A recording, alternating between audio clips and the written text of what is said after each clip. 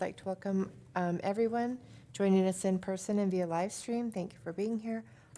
We have 3 board members present and 2 are on their way. The purpose of the work session is to receive operational reports from administration and discuss matters as a board. We will begin with the Head Start program information report, the child outcomes report, and the child outcomes report for 2023-2024, presented by Kim Baumgart and Kathy Losbeck. Thank you. Before you is our annual PIR, Program Information Report. All programs are required to do and to submit to the Office of Head Start at the end of a program year. And this information goes directly to our nationally elected officials in Washington, D.C., so they can see what the programs, how they are performing in their local areas. You've had a chance to look through the report. I'm not going to go through it page by page, but rather just highlight some of the things that I felt was a significant difference from the previous years, and then to entertain any questions. So one of the main differences when I look at 23-24 to 22-23 is that last year our program was fully enrolled and we had all 9 classrooms in operation. The previous year we were not, and we had 2 classrooms that were closed all year due to not finding teaching staff. Numbers that were increased, this is what we referred to as our COVID littles coming in, so children who were born when the beginning of COVID occurred. Our homeless increased to 22 were enrolled as homeless compared to 14 the previous program year. The number that left the program before year end was 29 compared to 17, but what we noticed this past year was housing insecurity, so families were moving much more frequently. Dual language learners was another one that increased. The previous program was 9. Last year we had 19 dual language learners. Medical examinations, that was another one that came up to be quite different. We found that many of the 3-year-olds had not been receiving any regular medical examinations. And so those numbers to start off were very low, and then we were able to get them somewhat caught up. Immunization still looked okay for them. Oral exams, surprisingly, were still okay. Disabilities was the one area that really jumped, that during the program year, we determined that there were 31 children eligible to be on an IEP. Compared to a typical year, like the year before, during the year we had 7. So we had a lot of children that no one had eyes on them to recognize that these children were behind. So altogether for the school year last year, we had 39 children on an IEP just in our Head Start program. We are mandated that 10% of our enrollment is for children with disabilities. And so when you look at that number, our 10% would have been 17. The areas, typically we have more speech than developmental delays. So we had 26 speech and language, 12 DDs, and 1 autism. Things that we're starting to see as far as families go, a slight increase in the number of 2-parent families compared to 1-parent families, and more families who are on SNAP now recognize that it's one of the categories that makes them eligible for Head Start, so we're seeing more families apply to us through that. As far as family services, no surprise, emergency or crisis intervention was huge number. In last year, we had at least 169 of our families in some need of service compared to the previous year of 92. Lack of housing. So housing, people trying to help them secure housing because our homeless population was so large, but also the lack of housing, affordable housing for our low-income population. Many families were opting not even to try to find anything. We had one family who was on a voucher for most of the year, where it would have helped to pay for it, but she could not find an apartment that they could then rent. Mental health was still a pretty huge concern. And interestingly, last year, one of the categories is furthering education or job training. In 22-23, we had 7 families inquire about that, needing assistance. Last year, we had 29. So more families were looking at ways to improve themselves so that they could become more fiscally sound. So those were some of the areas that we noticed the biggest changes. Right now, if you have any questions on any of the data, I'd be happy to try to answer them for you. Go ahead. Oh, I was just going to say on that, probably in that same table where it says involvement in discussing their child's screening and assessing results. So that means whether or not the parents participated in. Right, I or mean, were that, interested. those were families who, through the different screenings that we do, most of them for the disabilities, so we track, but others that may have some concerns about their children, and then were screened but determined not eligible for early intervention services, but perhaps through Medicaid could still get community services for their children. Okay.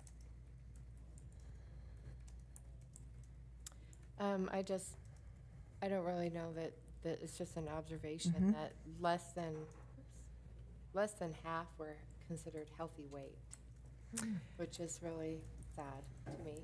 Yeah, the BMI numbers, we have seen them increase, but we also know that the BMI is being evaluated too, is probably not best to just look at it as a standalone compared to some other figures that children would have. And there are some that were underweight. Yes. But The mostly- number increasing, mostly most definitely. 7 So and 7. one of the things that our program implemented 2 years ago, we call it our Wiggles program, but it's kind of, if you want to refer to it as like a PE program designed for preschoolers that each classroom does with our health manager. So once a month, she goes out there and they work on various skills that are appropriate for children of that age. And they use and you'll hear from Kim, but what's developmentally appropriate at this age. So the eye-hand coordination, what type of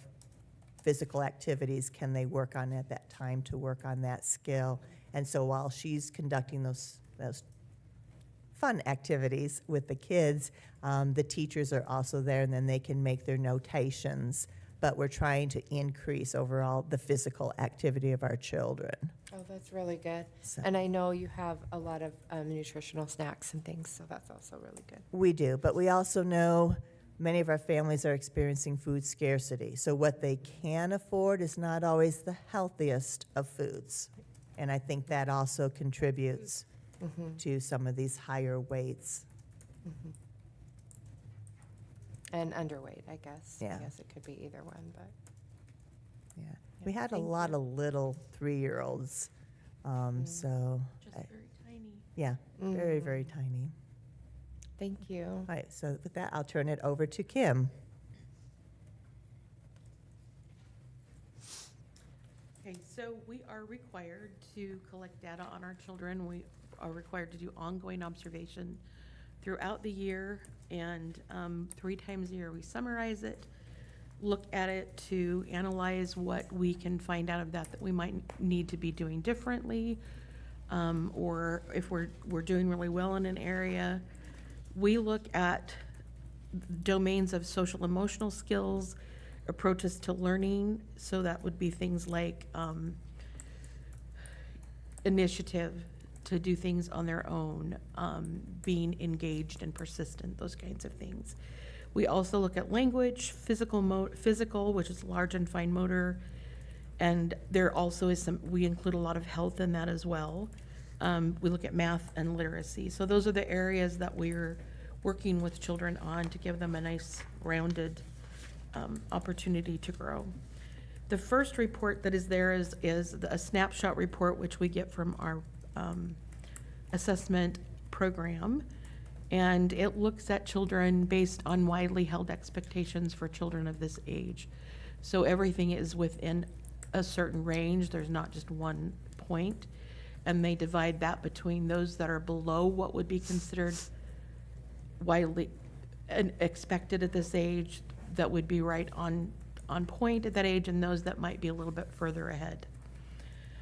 So we compare at the end of the year. This is our end of the year report. We just keep adding as it goes through to see where children are by the end of the year. This shows where they fall on that spectrum of below, meeting, and exceeding. The next report that we have is our growth report, which is the one that I look at even with a little more focus. This report shows us whether they made the amount of growth that it would have been expected for them to make. So they might have started out in meeting and still been in meeting at the end of the year, but that growth rate might have been appropriate to stay within that if they were at the very end and then at the very end.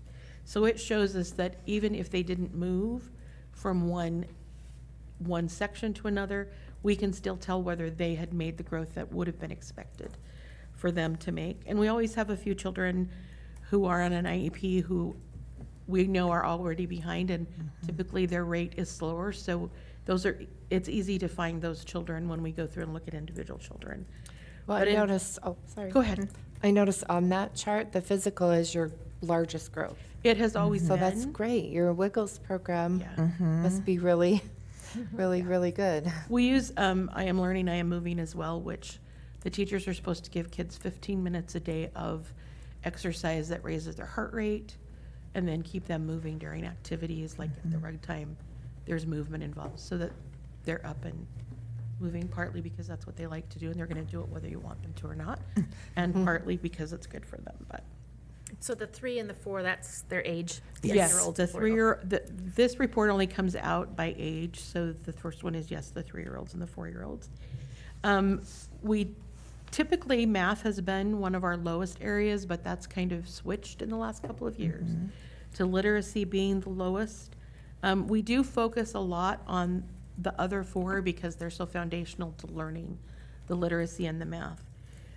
This last year was very difficult. In collecting data, we had 3 new teachers and struggled to get all of the data that we needed. So we know that this is not 100% accurate.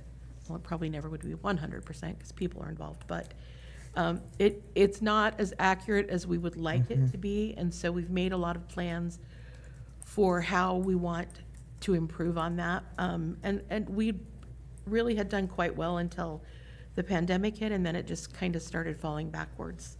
I think a lot of it is behavior challenges, and they don't get documentation gathered on all of the children. But we're looking at what those issues have been. And so our action plan for this year is that we have been very fortunate to hire a really good coach to work with our teachers. And she has already started providing guidance and direction and help to those who were new last year and need more assistance. The teaching assistants do help with collecting data and entering it into the system. So we're going to be providing more training for them on that piece of how that system works, and the teachers are to guide them in what they're supposed to be collecting. Our full-day teachers have requested that we find an hour every other week so that they can step out of the classroom and get some data entered and then step back into the classroom. So we're looking at the best time of day for that to happen, when it will have the least impact on children. We also are looking at the content of our documentation and trying to really prioritize what is most important. We may not need it to be as wordy as it was, but we also need to make sure that it's giving us the information that is useful to us. For example, rather than saying they know their colors, they know black, red, and blue. So now I know which colors I need to work with them on, or numbers, or whatever that skill might be. We are looking at more training and coaching and utilizing our assessment database. And this company itself has made many changes to the system in order to make it more effective and efficient for teachers. So that is helping as well. Our coach will also be helping them in learning more about planning for assessment and some time-saving strategies to make sure they get it all done. These are things we started working on last year, but most of it was through training, and now we have a coach who will actually be able to go out and help them set a goal and make progress in that goal. And then we also want to up our focus in our professional development committee community meetings monthly on problem solving these areas where we were low, and how do we make all of this come together so that we're getting the amount of data and the accuracy of data that we need to have. So, any questions on that or suggestions of other things? I guess Yeah. I noted on the other one that there was I don't know if this is big or little, but a turnover of 11 staff members. So is that really infected, like the coaching and the training this year? Definitely. It did, not so much of this year as last, because Last. we didn't have a coach last year. So a lot of that I was trying to have to do on top of the other things. But having new staff and getting them trained in the systems that they need to use and the requirements is a pretty big job.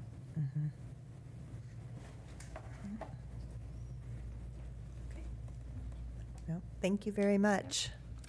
Thank you both. Oops. I think my computer just died.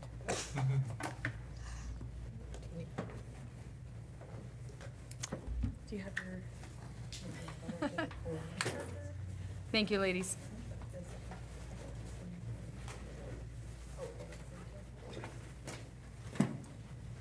Check the charge.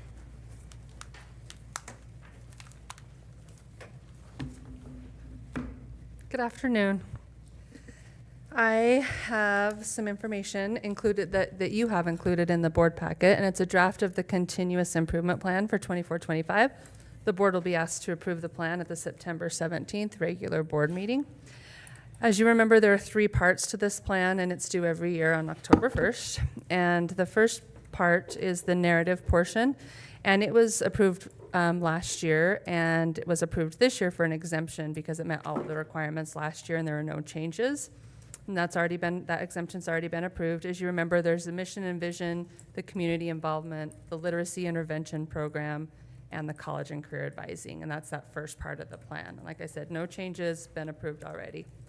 And then the second portion of the plan is the metric portion of the plan, and that's where we set performance targets for the 24-25 school year in areas such as graduation rate, math and ELA ISAT, and the IRI. And we look at performance data. We look at it actually really closely by building, by grade level, by cohort, we look at longitudinal data, and then we make decisions on where we want our next performance target to be. And so you can see those performance targets in that section of the plan. And then the last page of the metric section, I think, is probably one of the more important parts of the continuous improvement plan, because that's where we show our reflection, and we in a narrative, we write out our successes, our challenges, and our plans for moving forward.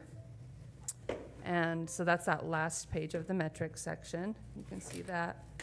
And then the final section of the continuous improvement plan is the staff performance report.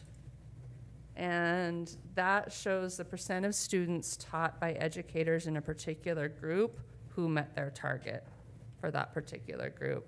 And yeah, there's that.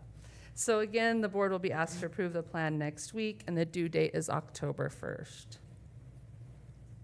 We'll also share it at the district curriculum committee, as we always do. What does the end size mean? And that's if they're below 5, students or educate, I don't know which thing you're looking at, but if it's last not page. enough to draw conclusions, not enough to draw conclusions. So, and for this, it's below 5. Sorry, I'm still getting back to the agenda. No worries. But I was just going to ask about the literacy. Have the interventionists aligned with the new curriculum? Yes, As far absolutely. as Absolutely, and Raina, that section, in fact, that literacy intervention program is not required to be in our continuous improvement plan anymore. We're required to have it, but we're not required to put it in our plan. And we decided as an administrative team that we thought it was really important, and our interventionists and Raina leads that work with principals and so our school success team with AJ, and there's a lot of conversation. In fact, I just had one today. Just had a conversation with one of our new elementary principals and dove into some data with that team. And so we just thought that literacy intervention program was an important piece of our continuous improvement plan, so we decided to keep it there. Are any of those, the past, the core phonics, or the developmental spelling inventory, any of those, are they part of the curriculum, or is that really, I mean, the core phonics, I guess maybe that's not. No, those are separate. Okay. Those are separate assessments that our interventionists do. But they align really well with what our core program does, as you know, with structured literacy. It aligns really well. Yeah, I love the developmental spelling inventories. Okay. Okay, thank you. so then the other thing that I have on the agenda today is just for your information. And we'd like you to be aware that we're continuing to have conversations with teachers, administrators, and state officials regarding AI and how to navigate the rapidly evolving world of generative AI in this educational landscape. We have a focus group coming in the next couple of weeks, and we're starting with the high school English teachers, one high school English teacher, one non-English teacher, content area teacher, and an administrator, and then our instructional coaches. Sue Pettit will be there, Kevin Chatfield will be there, and we're going to start getting feedback and having some of the more difficult conversations on how we find a balance between the opportunities and the challenges with AI. And it's happening across the state, and we want feedback as we start to make some determination on where we want to head with maybe some potential policy language. We just want to make sure we're getting that input from our teachers first, so that we want you to know that that's happening. And then also, and I'm really excited about this because this is the first time this has happened. So I've just been sort of a sponge of all things AI, and I almost feel like my brain's exploding with and because everything's so contradictory, and there's this end and there's this end and there's everything in between. But for the first time, there's a state-sponsored workshop opportunity for professional development to have some conversations, to conduct some conversations statewide. And it's primarily for higher ed, but they've invited K-12 leaders to try for some takeaways on, so because we're preparing our learners for higher education and the workforce. And so a lot of times you'll hear teachers say things like, well, we want to do what the universities are doing, which the universities aren't doing anything in particular, right? It's very dependent on the university and the department and the professor. And so I attended the first one. There's 3 sessions. I attended the first one along with Sue Pettit, and a few of our teachers and administrators were there. The first one was Generative AI Basics Workshop, and I was like, oh, I don't want to hear the basics. I already know the basics. However, it's a different conversation when you're having it at the state level with your state and your people, and to hear what they're saying. And so it was pretty impactful, and I learned a lot from that. And then the next one's ethical considerations in AI, and the third one, and that one we'll talk about what some of our teachers are really concerned about, which is that academic integrity. And so I'm looking forward to that one. And then the third and final is enhancing student engagement and learning in AI. And it's just been fascinating to hear and to network and hear the conversation statewide, and to know that other districts across the state are grappling with this conversation. And there is, I've talked to Renee, Ms. Johnson, and there is no ISBA language, sample language at this point for policy, but we're going to start having the conversations and head in the direction of coming up with something as the state is also. Great. Okay, thank you. That concludes my report. Thank you. Let's see. Next, we will talk about the review the policy changes prior to second reading. Is there any specific one that we wanted to go over? Ms. Johnson, we had a request from Mr. Knopf earlier today. thank Will you maybe highlight that one for us? Yeah, so that I included in the addendum. That was the media center policy. The original language from that policy, oh, I'm sorry, I should talk into my mic. The original language from that policy was drafted in 1984, and I don't know if certain sections of that changed very much since then. Originally, it did say that people that could submit suggestions or challenges to instructional materials had to be professional staff, and he just asked that we take that word professional out, which I am totally fine with because we want anybody and everybody to be able to, make a challenge or to submit suggestions on our policy or our instructional materials and curriculum, so. Oh, yeah, oh, that's a good. Yeah. Yeah, because I thought it said even people within the boundaries that are non-patrons. Exactly. So that part we did add, it was just that professional staff was already in the policy, and we just missed that. Oh, okay. That correction. Yeah, I exactly. see, okay. That makes sense. Anything else that you guys know about? The only thing that I've had feedback about is the parent guardian permission slip. On the counseling, we aren't required to get permission for advising for classes. That's basically attending school. And when you wrap it all together, it's hard because we're not required legally to get permission to No, assign we- them classes and Right, and we change did, them in and out of classes. yeah, and- we did take that academic piece out Oh, 'cause prior to mine that is- going out. Oh, because mine is still saying that. Okay, so it should not, but I'll take a look at that one because we Yeah, will we you? did take that out of the Okay. final. Of the counseling? Yes, yes. Because basically, okay, you understand why then. Okay. So, yeah, will you email that Yeah. final one to me? Yes. Because before we approve it, Mhm. I just want to see the Oh, final. that one's already, that one did. It's we did. part of all this, though. Yeah, that one was approved last month. This is just a Yeah. report on how that data collection and implementation is going, so. Right, I guess part of the policy is that we can't change it without board approval, and Right. so that would be the part that we would need.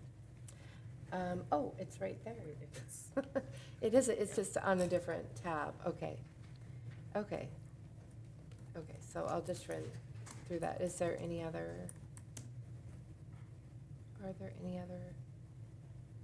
concerns or questions? The only other thing that I will note is that there were a couple of policies in there that, based on the discussion from last month, I tried to highlight it. It's not very clear. It's kind of, you can kind of see it. But I went over the original edition and then just re-highlighted which information was new. Like the meetings with the board, we had talked about that in-person is preferred, however, phone call and video conference is allowable. Yeah. So that was a new addition to that based on last month's discussion, and then there were a couple more policies, but, Yeah, I so as long remember, as everybody was good with those additions. yeah, I saw those.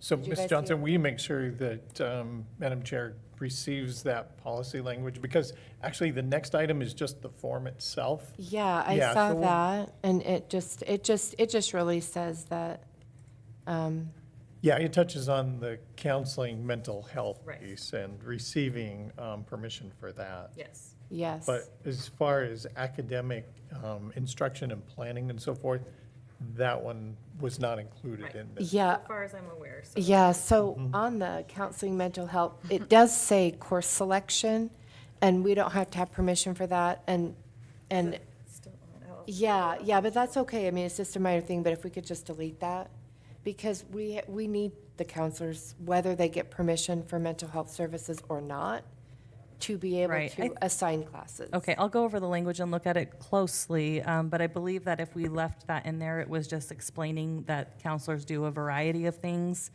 Yes. But that wasn't specific to the permission requested.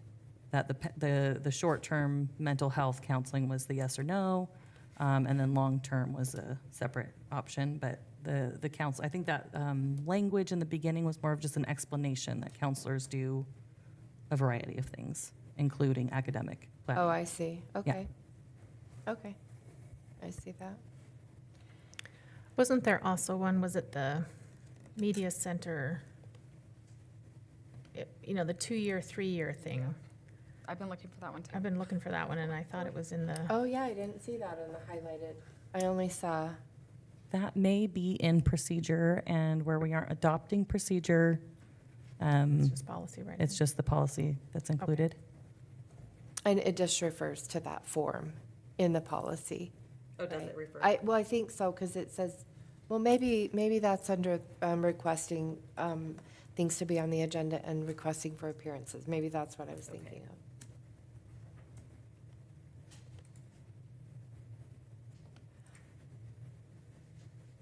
Is there any other? So we had left that at 3 with some possible discussion at this meeting or the next one. So even though we've not included it, Ms. Clark, you mentioned it. So do you have a? No, a I thought just, in I regard to that? mean, I guess it came down to, hadn't been decided on 2 or 3, and I was just going to suggest 3 was fine with me. Okay, and I think it was Yeah. like between 2, 3, or 4, and Oh, was that what it was? So, Yeah. Yeah, I think we're just waiting for that. So, yeah, I think we're fine with 3. I'm happy with 3. Okay, all right. So is there any other questions? Okay, so the next thing is policy 8506, student use of personal electronic devices. There are several. We Oh, wanted so what just about to, the consent form? Oh, Yeah. I thought we Yeah. kind of, oh, I'm sorry. we did because touch on wanted it, a but report, if the we report. could maybe just share a little bit of how that worked in action in our schools. And Mrs. Wilcox from Highland High School and Mr. Watson and Mrs. Pettit are all here. That they would love to just tell you a little bit about how that worked out for us, because it was initial rollout and it happened just in a matter of like, I'm Yeah, gonna say 48 overnight. hours. And yeah, so we just want to give you a little bit of a report on that. It'll be so nice when it's rolled into the automated system, so the counselors don't have to go through all the Google Forms. I'll just give you just some numbers. So up to today, Courtney just went and grabbed the number. We have had 10,129 of the consent forms submitted, which is a pretty good number. Some of those are repeats. We've sent it out twice, and even though we were very clear, if you've already filled this out, you do not need to fill it out again. We had, how many in that initial repeats? Oh, no. So the responsible They're- ones are so- going to be the responsible ones. So some of them have submitted it multiple times. I Like- did get a second request, and I thought, do they not get this? And so I thought, well, I'm not going to do it again because I knew it was a Google form. It I thought you is. just sent it to me because I hadn't done it, so I appreciate it. It was really, yes, it was, it's really hard to we can't really differentiate unless we put in every single email that's already submitted it. Oh. So we'd have to take all of those out, so it really was just, hey, let's send it out again as a reminder to those who haven't. But So we the second received- request we wasn't received a really number of person. requests. It wasn't, no, it was not, it was to everyone. So we received a number of those, and we're sending those, just so you're aware of what it looks like. As we get that, it is in a Google form. We've divided it by school, so that gets sent to the administrator and the secretary at the school. And then at that point, they make the determination as to how they're dividing that up, so it can be disseminated to the teachers and staff members as needed. As you can assume, it's created some challenges in that format, and Jenna will probably share a little more with that, just in terms of keeping track of that information. And it's a little easier at the elementary school where it's by class. You can identify the individual class and those students, and they can set that up for the teacher. Much more difficult at the secondary level. And so as we're working through this, there's been a lot of time put in trying to just organize this information and to make sure we have the correct information. And then we're just getting to that point where now we can start reaching out to parents that haven't submitted it and trying to get that information from them. And so we're working through that, but it was a little bit of a process really quickly at the beginning of the year with a lot of other things going on. And I'm sure Jenna can share from the school perspective kind of what that has looked like. I did 2 mics. You don't want to hear me twice. So, when I started putting some thoughts together, I titled the top of my notes here, "The Good, the Bad, and the Ugly," because there's definitely some good things about this form and the format and having all that information in one area. There's some bad things and there's some pretty ugly things as well. So, and I apologize, I tried to organize my thoughts here and there's just a lot to talk about, so bear with me. First of all, when we were initially given sort of the draft of this form in paper form, I took it and had our registrar take a peek at it and our counselors, because those are the two groups of people who are gonna be most impacted by the information that's on here. And my registrar kind of got big eyes, and she was like, how are we gonna, record all of this information? And I said, I don't know, and I'm guessing that's gonna be on you to kind of figure out. And I know she'll be a huge part of that. And then our counselors, of course, had specific concerns about the questions that were geared specifically toward counseling services that we offer at the school. And to me, those questions kind of fell into two different categories. We have a set of questions that we've kind of always had, I guess, consent forms or opt-out forms for these particular questions, being military, right? Do you wish to have your child's name not released to the military? Do you wish to have your child's directory information not released? And do you wish to have their photo not released? And in the past, parents have had to come into the building, fill out a form, write a letter, whatever, to opt out of those activities, if you will. And I think by putting them on this form, where parents can just click yes or no, well, I know it has drastically changed the number of parents who have told us no, that you cannot release my child's information, or you cannot put my child's photo out there. And I think there are definitely pros and cons to that, and I think we could argue that point for quite some time. And to be honest, I'm not sure if that's our responsibility to figure out, to be honest. I know we have had some pushback from military recruiters who are concerned that it's federal law that we provide that information, and we have held off on providing that information till we got some more guidance with what to do with it. But I will tell you that in the past at Highland, we have had a handful of students every year whose parents said, please do not provide our information to the military. And when those answers came in that form, I would argue, and I didn't pull numbers. Century has a little over 300. Yeah, I would argue it's over a third of our students that are now saying do not provide our information. So you can imagine how impactful that is for them. And again, I don't know if that's our responsibility to figure out if that's good or bad, or if we should do something different, but I just think it's something we should be aware of. The other items in the consent form are an opt-out, right? So we assume that parents tell us no until we get confirmation that they tell us yes. Can I just Oh, yeah, ask go you ahead. about that military before you, do you want me to, or do you want me to wait till the end? I'm good with whatever. Okay. About that, I mean, it does seem like we do need to probably just immediately change that, right? Don't we? We just need to be in compliance with the law. So, Well, I've thought about that. If we wanted to change it, I think the most responsible thing to do would possibly be to have it as an acknowledgement on the form. That's what that I was I thinking. acknowledge that I have the right to opt out of this, and in doing so, I need to go into the school as they have before. I think that could be a possibility for a lot of these that are yes or no's on here, that we have concerns about the number of no's or yeses, either way, right?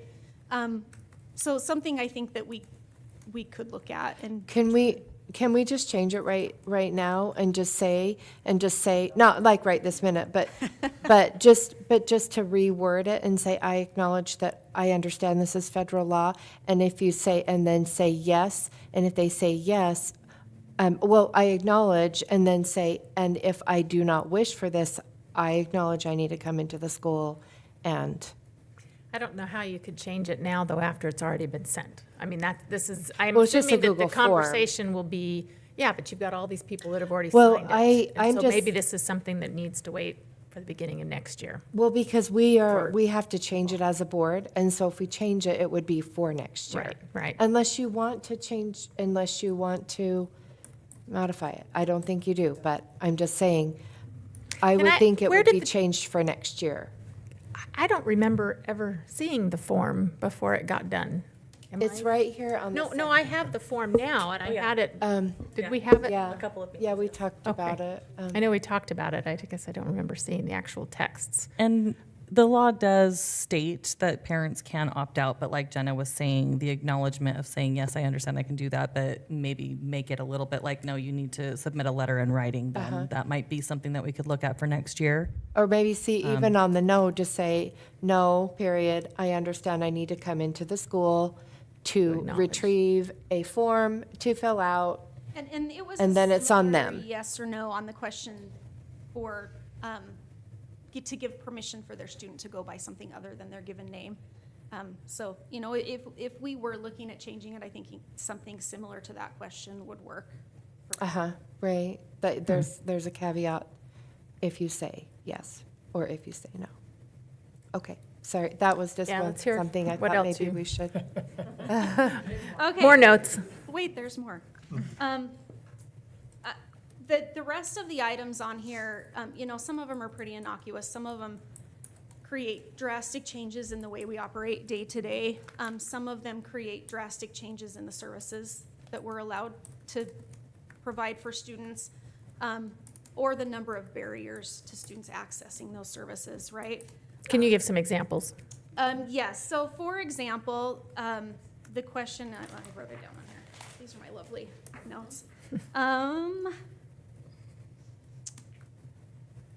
It should just be on the top of my head. For non-emergency first aid, right? Typically, a kid comes into the office, they've cut their finger on cardboard or whatever in class, we give them a Band-Aid, send them on their way. Or I had a student come into my office the second day of school. He had very severely dislocated his finger during PE. When a football hit the ground, he went to catch it, it hit wrong. And, you know, typically I would be like, you know, Callie, our secretary, will you go grab me some ice? I'm gonna call mom. Well, I can't do that, right? And we didn't have the form yet at that point in time. And so I was just stuck. Like, I can't even give this kid ice to put on his finger that's clearly swollen and going to continue to swell, right? Something that anyone in a clear head would provide ice for that kid, and I just couldn't. And luckily for me, I remembered, oh, this kid's a football player. We have consent to provide first aid for all of our athletes, right? Because parents are required to fill out documentation for that. But the thing that bothers me a little bit about that is I have a kid come into my office and I say, are you an athlete? If you are an athlete, I can give you ice. If you're not an athlete, then we have to go through this other process, right? It's a different barrier, and it's a barrier that to me has created a haves and have-nots, right? And it's just an unintended consequence of the situation. But it's a concern, and it's something that doesn't feel real good in the moment, right? So there's that, but maybe the more important one is access to a counselor for acute mental health counseling, right? So we're talking about students that just need a minute with a counselor. They're having a bad day for whatever reason. They need 15, 20 minutes with a counselor to kind of reset and get back to class. And, you know, counselors are having a really hard time with this one. It goes against their nature. It goes against their training. It goes against some of their ethical binding, right, as a counselor to not provide that to a student. And the process of looking it up is time consuming, right? I had a kid that came into the counselor's office the second day of school. Second day of school was a big day. And just sobbing in tears. The counselor wasn't in her office in that moment. She just went in and sat down, you know, head in her lap, hair covering her face, sobbing puddles in the counselor's office. The counselor came in, she doesn't know the child. The child can't gather themselves enough to give her a name, and she cannot do anything about that until she knows she has consent. And that's rough, right? Mm-hmm. And so, you know, she came to me and said, you know, what do I do? So I'm not a counselor. I'm not bound by that law right now. I walked right in. I talked to the kid for a minute, got her calmed down enough to give me her name, and then we were able to call a parent and say, hey, can a counselor talk to your child? You know, it just, again, added another barrier to getting that child the help that they needed so that they can get back to school, which is what they're there for.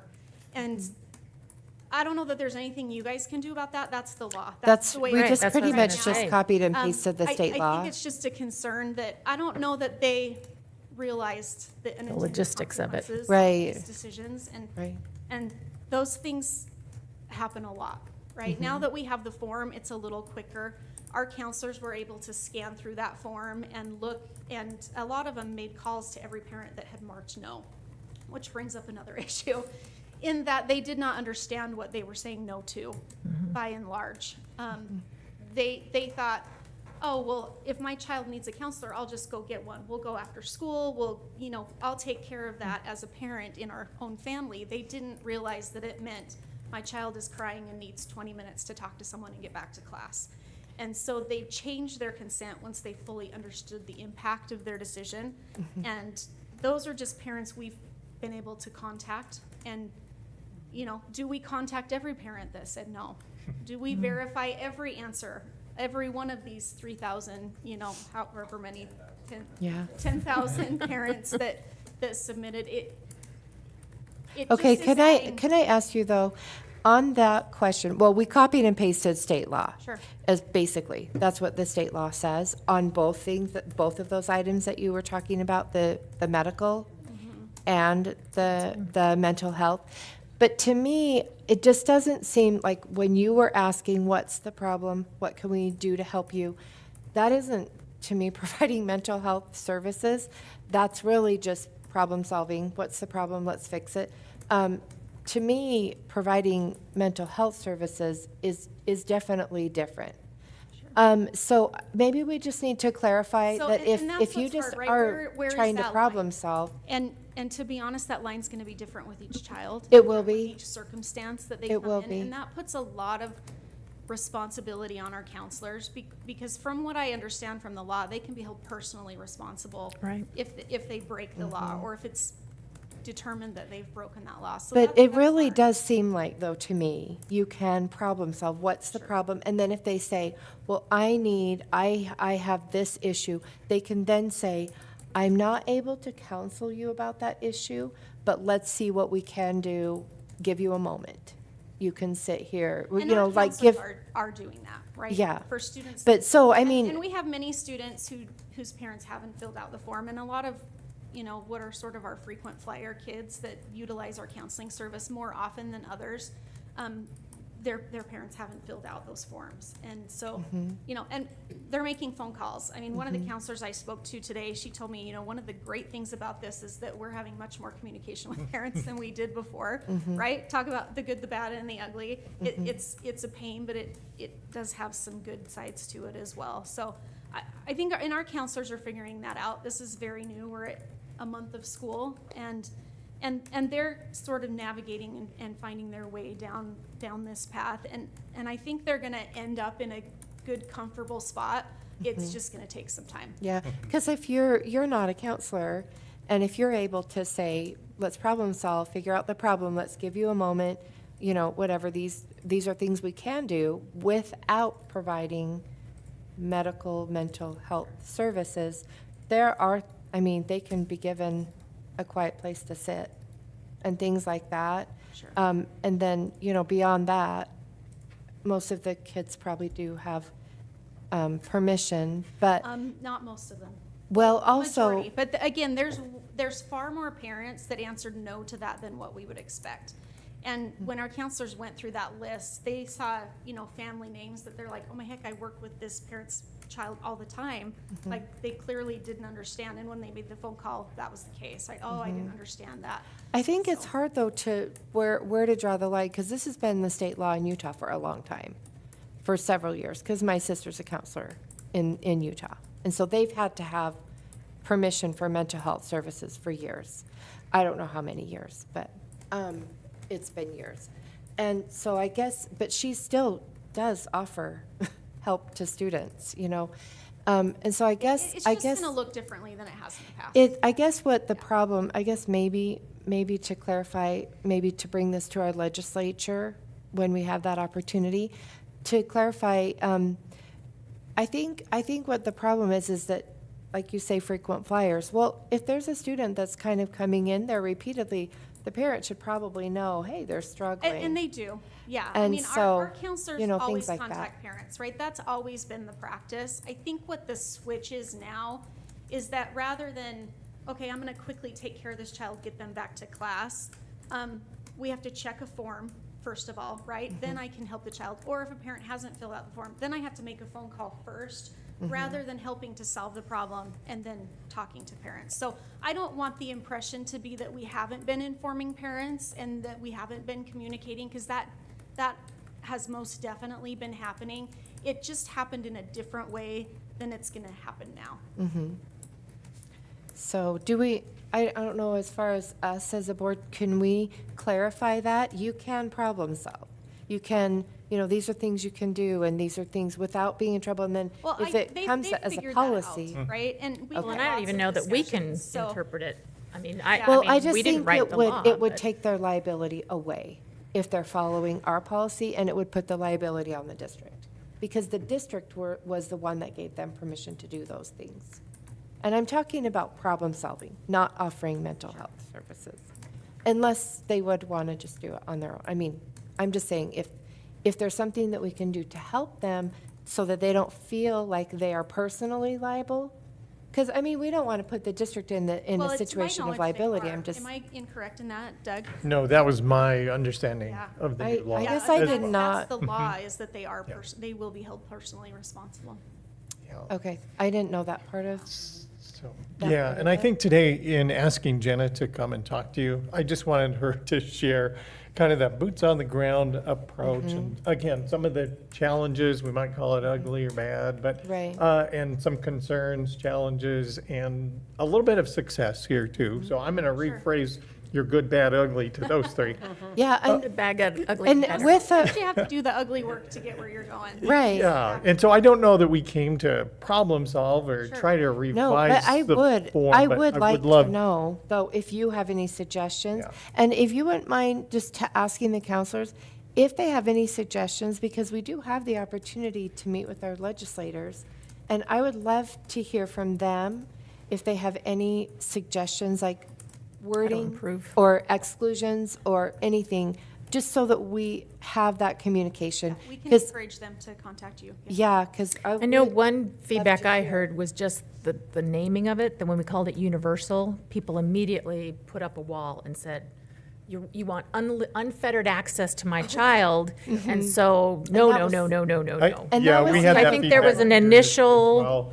frustration with that, That the makes immediate. Some of those no's make more sense, yes. Okay, Yeah. and so, and as far as the universal, I assumed, although I did mark yes, I assumed that I was also giving permission, because when you get Health West involved, and that's actually medical, it's actually counseling, I assume that that includes that. And I'm not, and maybe it's not true, but maybe to clarify that this doesn't include ongoing counseling services. This is, and Yes, this it's is acute care. problem solving. It's, we're gonna take A care of one-time- this problem in the moment. And then- I mean, our counselors don't do ongoing counseling for So- our students. I wonder if we should clarify that. This is acute problems. On the 1 form, to it does 2. say short-term, and then long-term, the district will help you Yeah. get resources, because we don't do long-term. Okay, so maybe we need to emphasize that.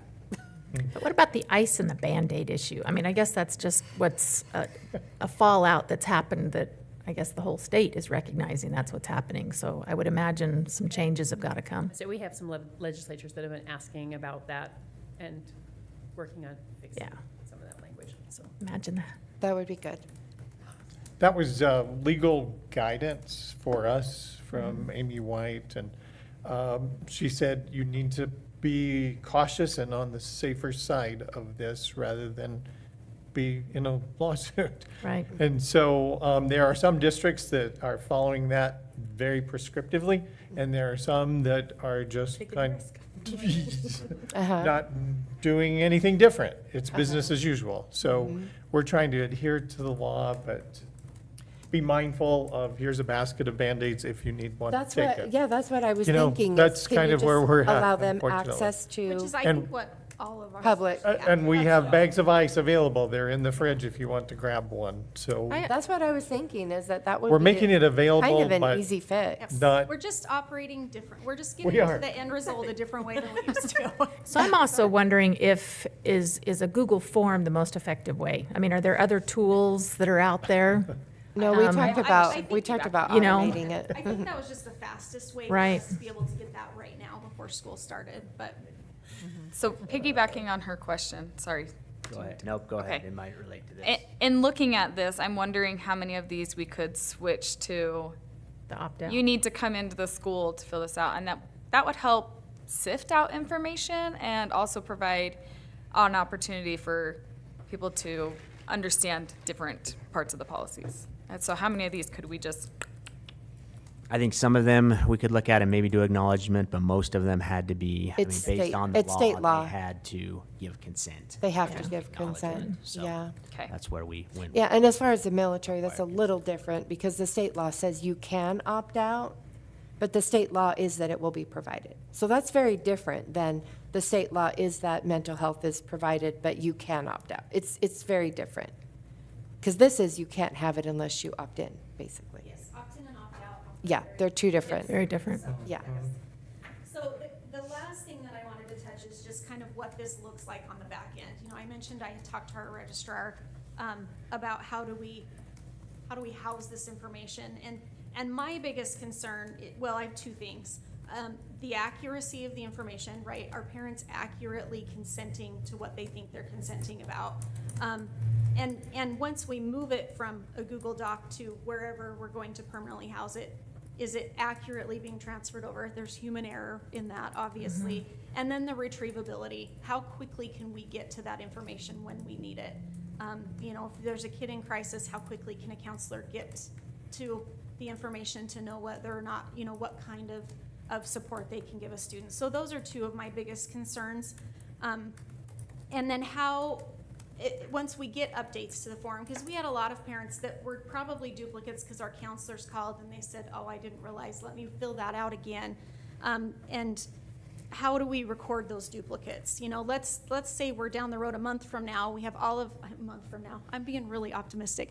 We have all of the information in Infinite Campus where it's easily retrievable for staff members, and we have an update. How does that then quickly get put into the system so it's retrievable for people that need it? I thought that Google Forms are just They're time automatically They are, but I don't updated. think we foresee that as the permanent housing place for the information. We would like to get it put in Infinite Campus, and there's a plan right now for that to happen. But that's gonna take some time, Could we just make right? sure that we do the same thing, that when they change it, it's automatic? Can we just make sure that It we? won't change automatic from a Google form into Infinite Campus. It No, has to be a no, person I'm doing it. talking about once we make it automated, to make sure that when it's automated, that whenever they update it, it's I'm sure updated. once we get to the point where it can be automated, that's how it'll function. yeah, that would be good. And I thought by next school year is what We're I hoping. had Sue's thought. less- We're hoping So- sooner than that so now. They're Correct, talking about Sue? two different things. So if we can get this consent form into our online registration form, that can be auto-populated into Infinite Campus. If you are collecting this information from parents every single year on something else, that may or may not ever get back into Infinite Campus unless a human puts it in there. What do you mean on something else? Because it's the same. form. It's not the same form. Program. No, Right, I 'cause know. there's I a- think that we're all in agreement that it needs to be automated and doing when that- they update it. Doing that and having it done it's a So- horrendous amount of work. It's not, you can't just plunk, here it works. Right. The initial, like, online registration that we're trying to get that to be a part of, that will be when they're entering the district, period, no first matter time. what age. The First first time. time they're entering the district, and that would be automated. If we require it again at 6th grade and 9th grade, those would not be automated, because they're already in the Yeah. system, they're already But the selected. goal is to have it be automated, so that if there is ever a change, it would be similar to like a Google form that when I if don't the know parent how yet. changes it, let's ask technology about that because, We have. and Okay. They haven't got a good way to do it yet either. oh, okay. So it sounds great in theory, but I don't know that that's going to be a soon thing. So kind of following up to AJ's comment about, in secondary, you've got a group of kids of 20, you can tell the teacher, this child wants this name or this pronoun. How are you doing that in the high schools? So in order for a student name change to happen, a parent has to come into the school, provide photo identification, and fill out a form.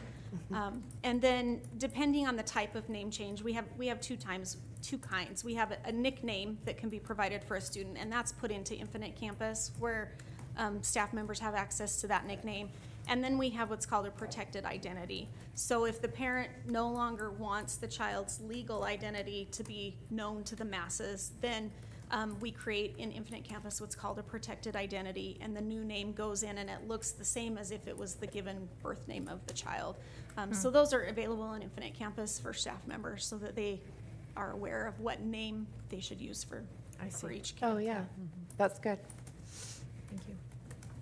And it's kind of annotated some way for you to know that that's not their given name, because if you were to go look for records So, no. on them. If a teacher pulls up that student, the only way they're going to find them is by that protected identity. What about administration? If you were to- Administration and registrars are the only, and counselors. are That's the what I only ones mean. that have access Is it to. that you would still Because- be able to have access to that? Just because if you're contacting the police, or, I mean, if you're contacting some, There's still times that we Some- have to use legal names, even on a Right. protected identity, for AO funding, for scholarships, for transcripts, for any of that has to be their legal name. And when we put in a protected identity, and those are very, very few and far between, very few and far between, we sit down with parents and explain all of that to them and to Oh, the good. child, that you may want to go by this, and everybody at school will know you as this, but the state and the federal government does not know you as this, and you'll have to use your legal name. okay, So, that's good. That's good to know. Thank you. I think that might be, have covered all of it, really. So, yeah, unless you guys have any other questions. No, I just love feedback, so, you know, if there's any actual suggestions, that, I would love that. Thank you. Thank I you, have- Jenna. I have a question for Mr. Watson real Yes. fast. On the number 18, the sex ed topics, it was like a mandatory you have to answer, but elementary kids are not in that realm? Correct. We don't teach sex education. So, in yes, elementary. right. So my question is like, did that mess up anything with you guys? Because Yes. I was like, I was gonna say, I can explain no, that because one. that doesn't even apply to ahead, me. Renee. Like, it wasn't Originally, we had fifth grade maturation on there, and we decided against that. That is a separate form that is a lot more detailed and a lot more in-depth with families than just that universal consent form. So we took that off of there, the fifth grade piece.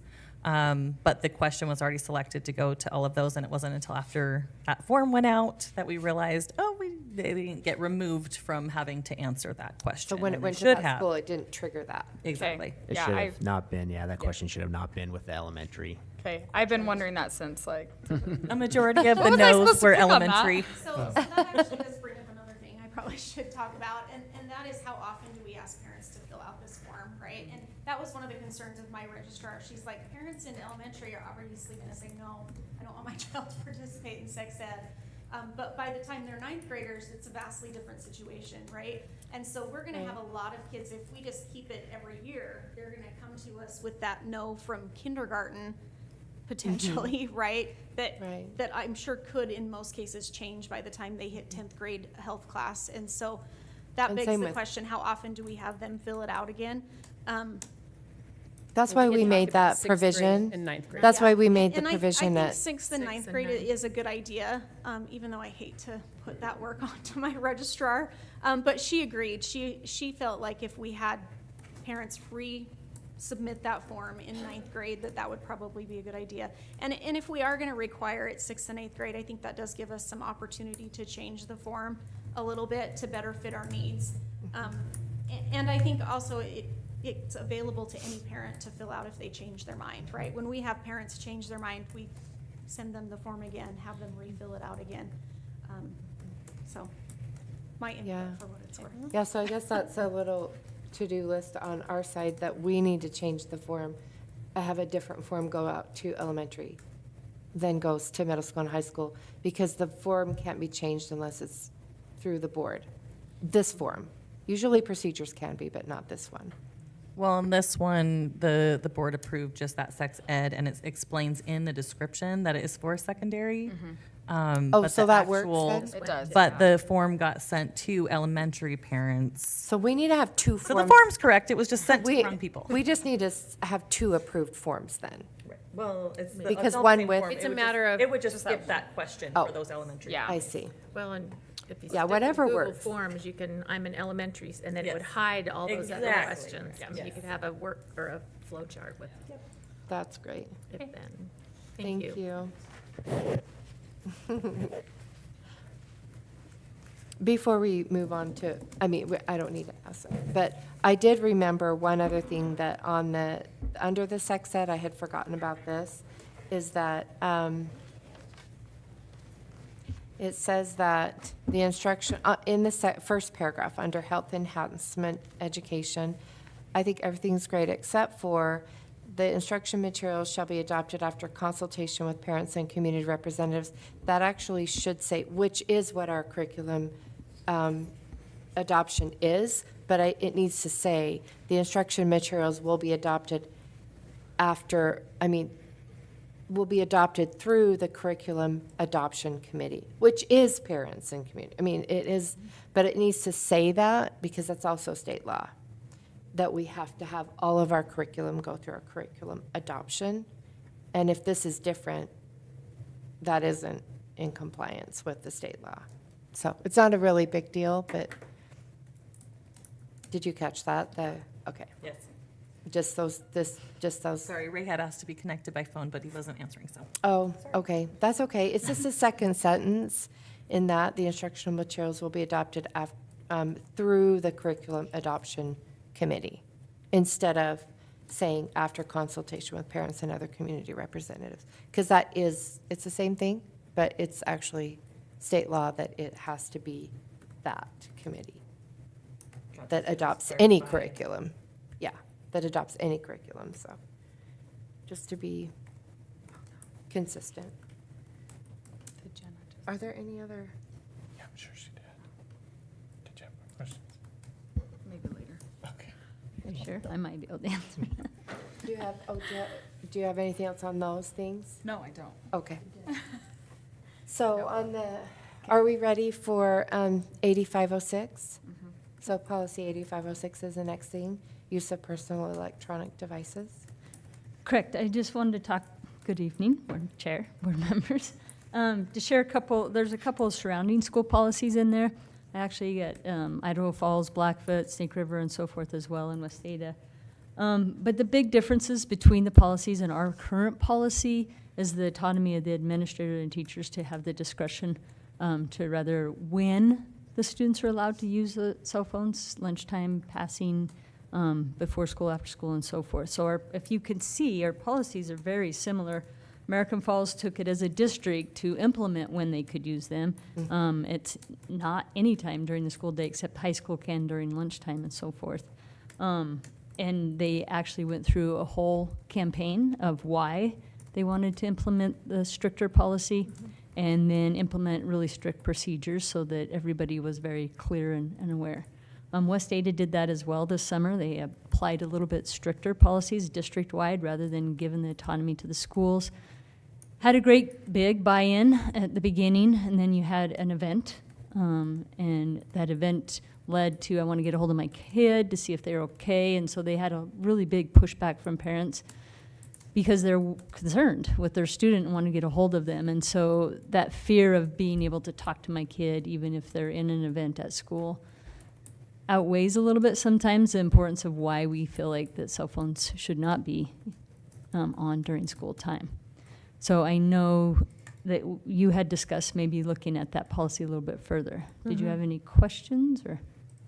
So I guess if you can just explain, because I think I've heard different messages as to how our policy is implemented. It seems that it's Inconsistent. very inconsistent, and so it depends on the completely based teacher. on It the depends, And that's part of what. and I think that's probably And that inconsistency is in our policy. It depends on the administration and the school, right? Yeah.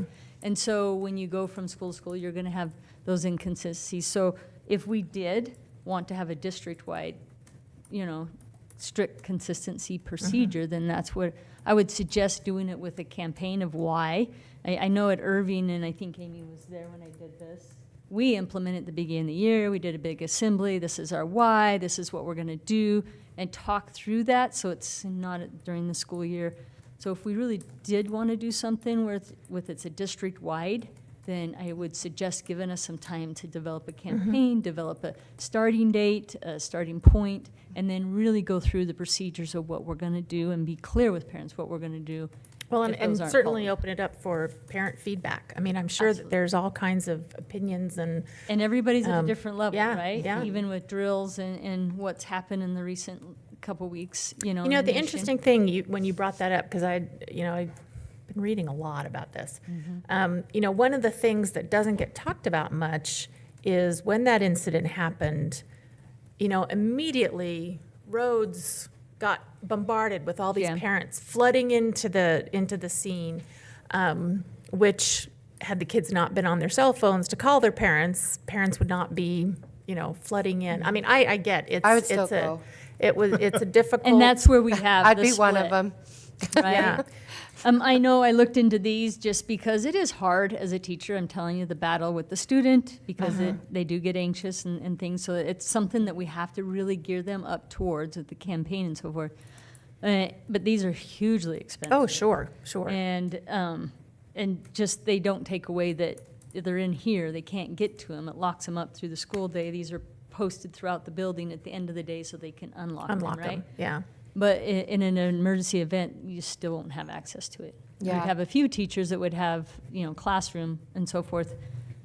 But I think the big pushback from our parents are being able to have just that connection, right?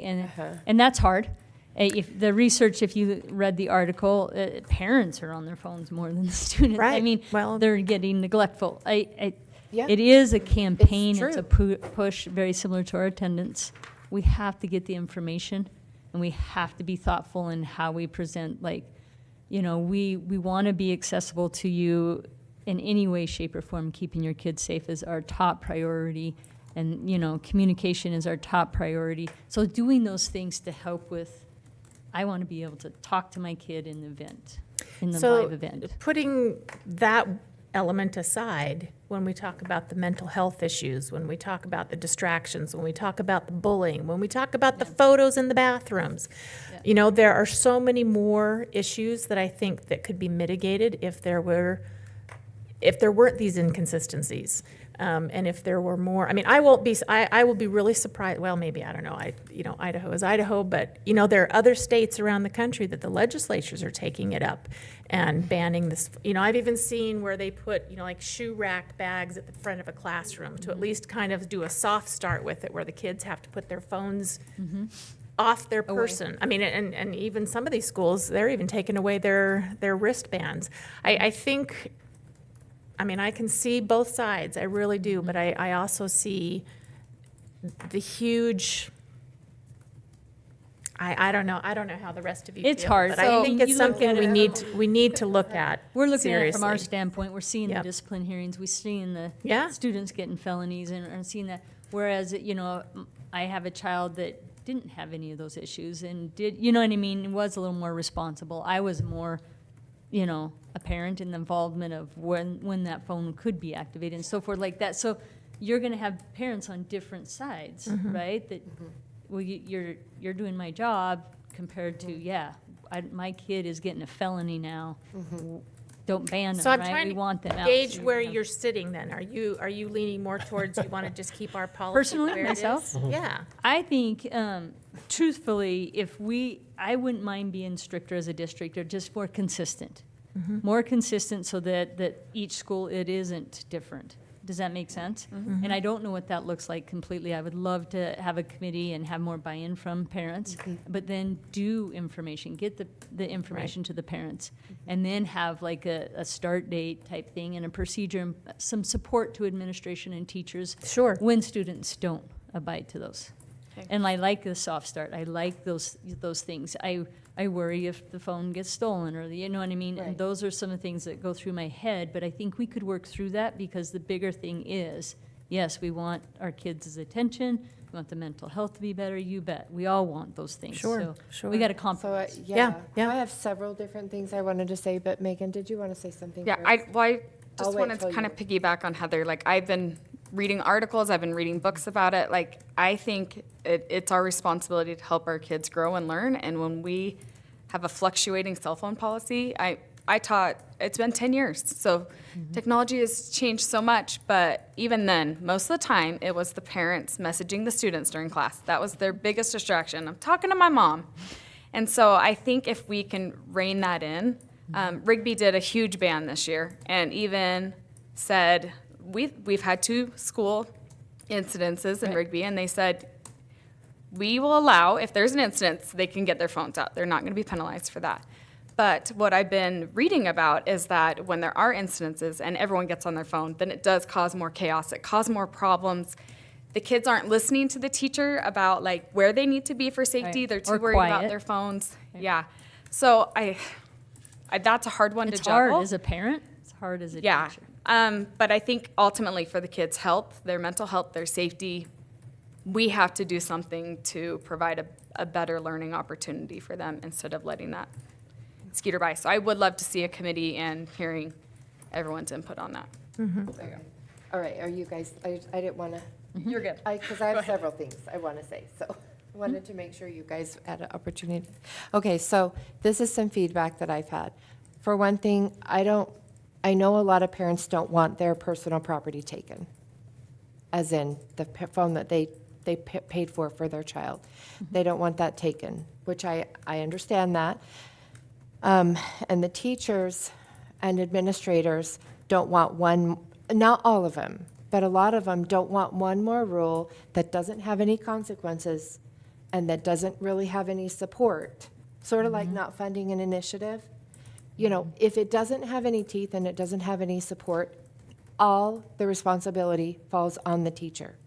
And there are no consequences that the teacher doesn't have to follow up with. It's all on the teacher. The other thing is, okay, so let me just talk about those things. 2 teachers that I know of, it's like a really good teachers. You know, they want to get right into their lesson, but it's 15 minutes of, you didn't put your phone in the pocket. You didn't put your phone in the pocket. Where's your phone? Because they have the pockets, you know. That was one of the options at Highland, I know, is to put them in the pockets. And, you know, and it's this frustration. I have asked you, you know what the policy is. Why didn't you just put your phone in the pocket? Oh, I forgot, or they just didn't want to because they're just, you know, like So I think you're making an So, argument, one no thing- phones at all. No, that's not what my argument That's is. what I'm No, hearing is that you you let don't me- have to argue if you're not allowed. And that's why No, most that's schools not win where I'm this going, because that's of the not where I'm argument. going with this. I don't like the idea of that just because it costs a lot of money and they'll get lost and stolen and like all sorts of stuff. And it just ends up, it's like an endless money pit. So this is one thing that I would like to suggest, but I don't want anybody to say this is my idea until I ask all the teachers and parents what their feedback is. But this is something that comes to my mind as a solution to parents that don't want the property taken, because then, like you said, now suddenly the school's responsible for thousands of dollars worth of electronic equipment. Nobody wants that.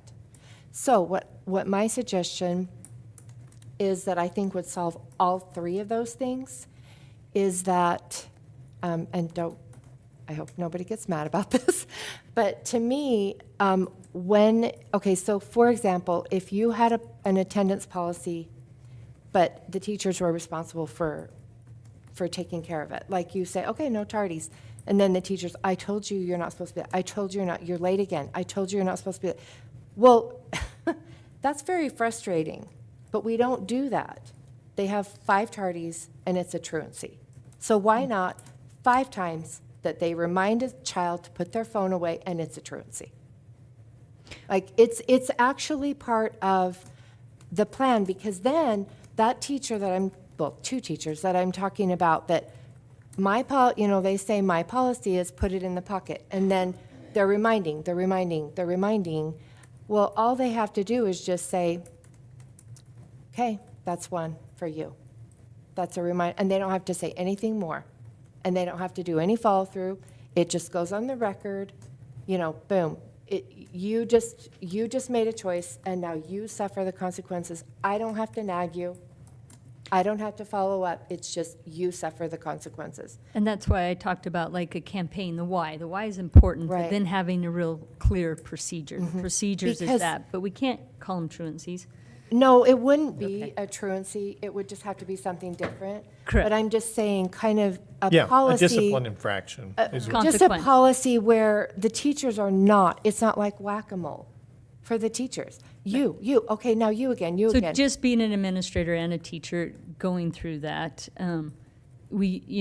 typically we would have, the teacher would take the phone and they would get it to the office, and then the office would then either give it back to the student as a warning, or the parent had to come pick it up, which worked pretty And I well. understand that too, like And especially middle school. I actually think that would probably be ideal. Here's a couple of things, and that's why the big why has got to be important, because we have to have parent support, is that you're collecting 10 phones, and one of those phones, doesn't make it to the office for whatever reason, or, all those nuances, we really do have to have parent support as well, and the consequence isn't going to fix it, right? And we're going to get caught up in a loop of the teachers constantly taking phones and arguing with the Right. student. I've had actual physical aggression trying to get a phone from a student and so forth. So we really do have to do a campaign.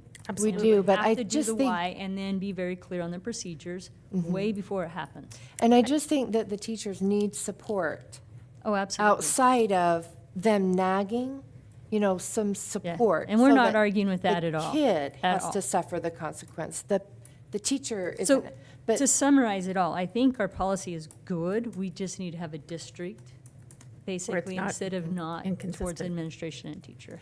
and I'd be one curious other- to know, because I know American Falls or some of these other schools, Right. has anyone talked to Randy to see how, how has it gone? Has it been this whack-a-mole, or I actually visited with him yesterday about this. did you? And he said, and really to Tanya's point, as a community, they were all involved in the decision. And so as that came forward, he said, I thought I was going to be, like the worst guy in town, pretty much. And not to, put words in his mouth, but he said, I now must be the hero kind of thing. Yeah, yeah. Yeah, because it was well-received, and he said previously they were taking upwards of, 5 to 10 phones a day. I don't know. And he said now we may grab one. I was going to say, it's going to take, it's a Right. curve of learning. Yes, Both absolutely. for teachers and students, and are we serious? And if we're serious, then it becomes less of a And their challenge. policy is just not seen or heard, so they don't take them, they don't put them anywhere. It's just, I would don't like want to that. see it or I don't want to hear it. And it does become kind of an argument. I don't sit there and look at my lap for no reason, right? Like, and they're good at hiding things, so it is a training process, and that's why we have to get parent buy-in. So one other teacher thing buy-in. is, one other, I didn't want to Teacher go there, buy-in yes. is. one other is kind great. of aspect that I wanted to say also is that you can access anything on the internet, and I know that some parents think that the district has enough blocks and filters that the kids are safe, and they need to understand that they are not safe. Well, you cannot, no filter or block is 100%. Right.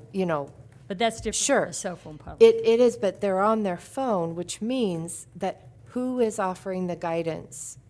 Their parents aren't there, and the teachers aren't going to look over their shoulder to see what they're doing. So basically, they have no guidance Right. or no. And that's why I was scared when Heather asked what I'd do. I was a helicopter mom big time. And so I was really, really strict, right? But I also know there's a balance. There is a and balance. we have to have that buy-in. Right, 'cause then Not the everybody other- agrees with that. Right, and then the other side of it too is that a lot of teachers, well, I don't want to say a lot. I will just say there are teachers, I'm not going to say how, that will say, okay, we're done with our lesson. As long as you're done with your work, you can get on your phone.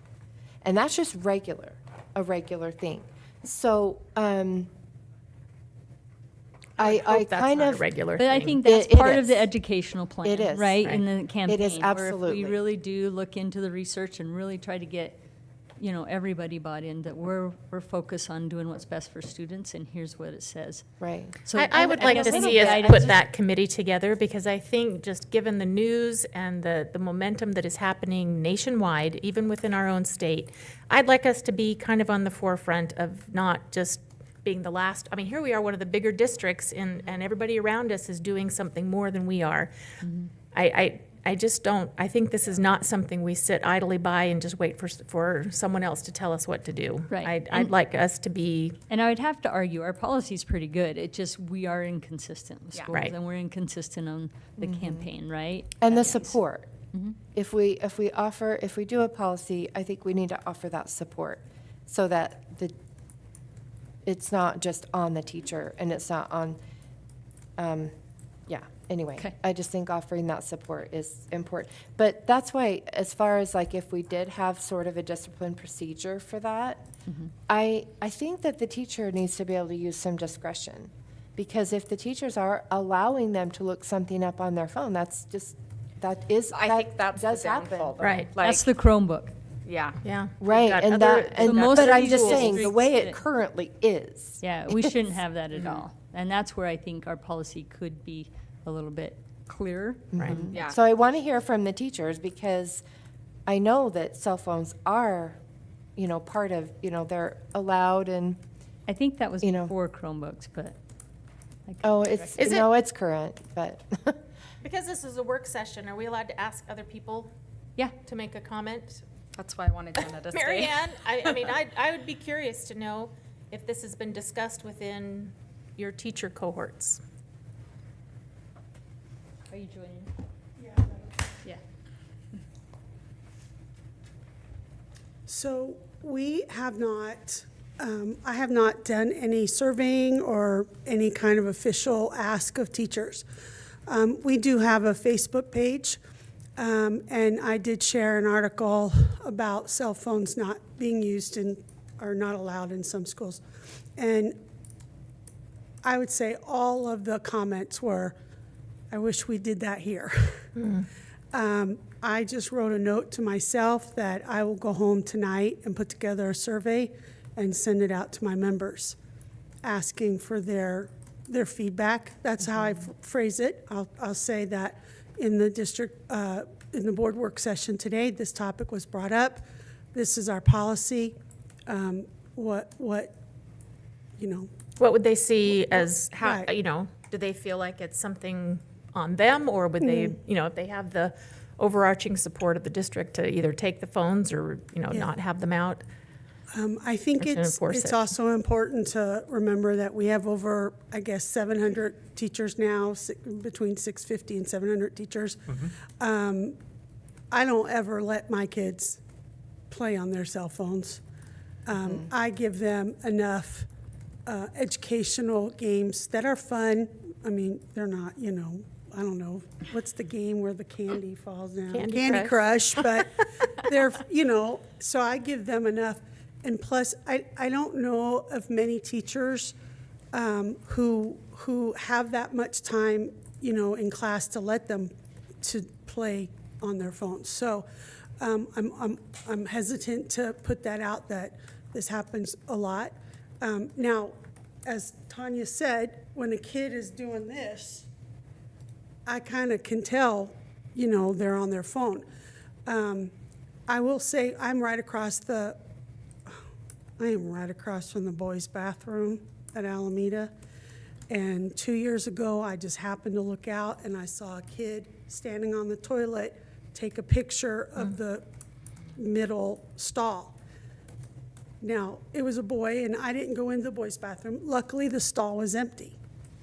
But I didn't know that at the time, and so we have, that's another facet of that as well.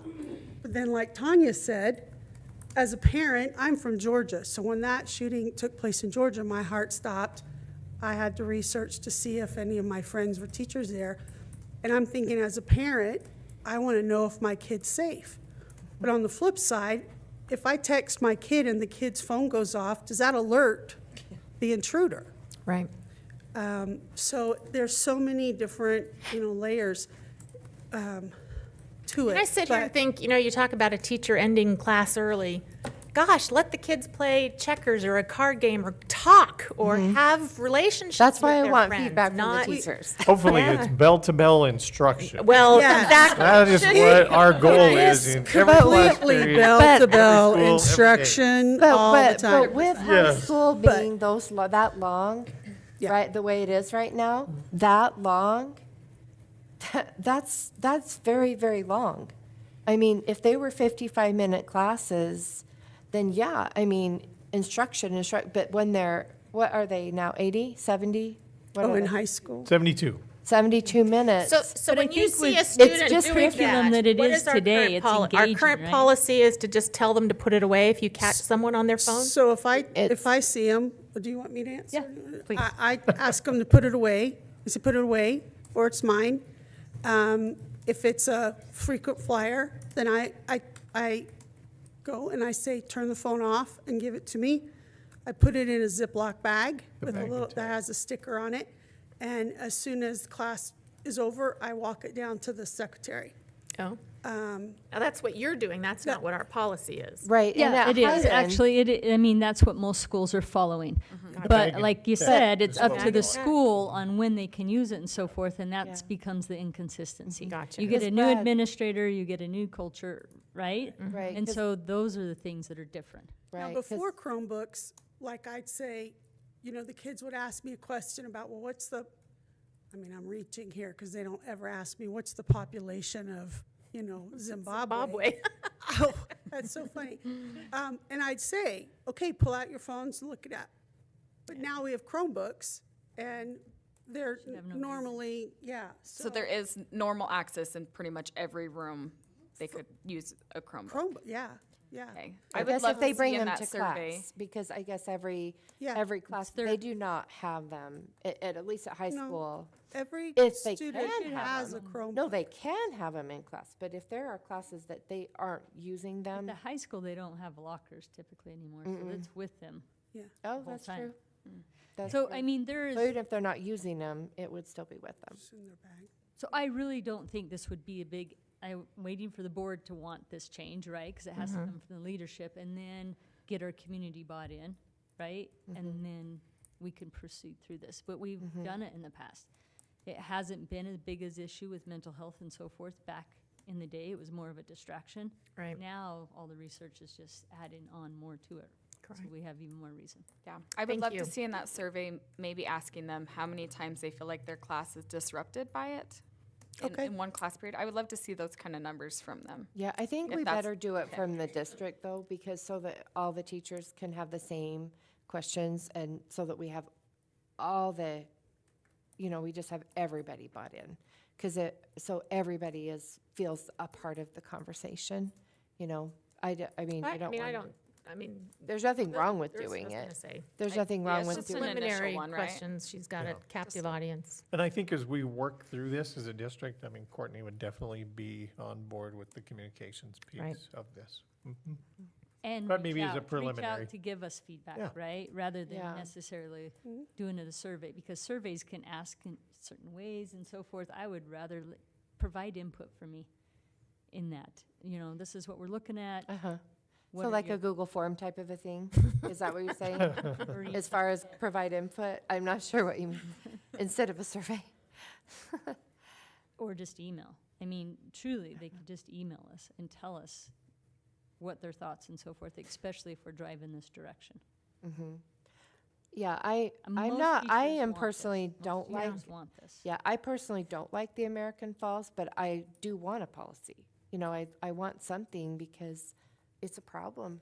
But I do think we need to look at the length of the school days at the high school and ask, because I've asked teachers too, and the first part is productive, but not the last part. So, having them be longer school days, 5 periods instead of 6 or 7, like it used to be. You're talking 'Cause- about changing the schedules? I just think it's part of that, that fills that time, currently. That, See, and I just It have a should be different take on it. I know with Amy and all the new curriculum and the technology and how those classes are being implemented, it's not a get and set anymore. It's dialogue, it's communication, it's partnership work. So I didn't we'll have have to that, talk but- to the high school level principals and see, what their take is because this is a change. Like I've had part of my kids with more class periods, of course, and then part without. And then, of course, when I was in high school, I had more.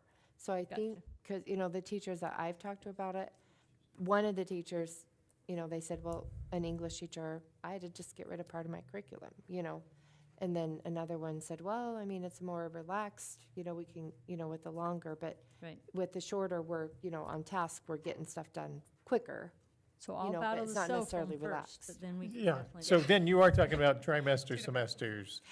It's, Yeah, I mean, I just six think we period have over to fix five. like Okay. underlying problems. Okay. If there are underlying problems, to So I'll just be start open gathering to data, that. and then we'll try to That would be implement great. like a strategic plan on how to, and I then would we'll change appreciate, that yeah, policy. I think that'd be great. Thank you, Tanya.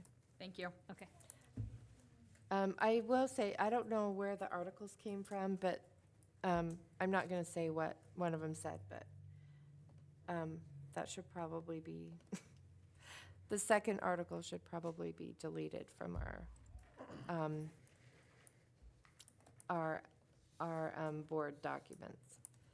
The first article, All Sides Media, they do say that 44% of teenagers say their cell phone makes them anxious. That's according to the Pew Research. Actually, the Pew Research, that's why I gave you that Pew Research. The actual research says 40%, 44% says makes them anxious without their phone. Because they just kind of misquoted that article. It said 44% of students say that their cell phone makes them anxious, but what that Pew Research said was 44% say they're anxious without it. So it's kind of just, problem. it's just opposite. That to me is the A problem. sign of addiction, yeah. Yeah, it's an It is. addiction. It is. Hi. We're back. Right. Okay, so we're going to tag team this portion.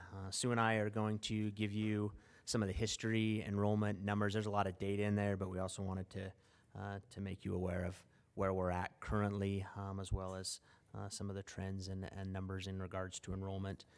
Doug will take it from there and talk a little bit about guiding principles and moving forward, and then Courtney taking a look at a timeline as we talk about what we're going to call attendance and enrollment areas specifically. You want me to start? Sure. With elementary? So we'll kind of split this up just because I think there's some differences as we look at elementary and secondary. So I just want to highlight, I know there's a number of different documents on there. I just want to highlight a few things as you've been able to look at or are currently looking at some of that data.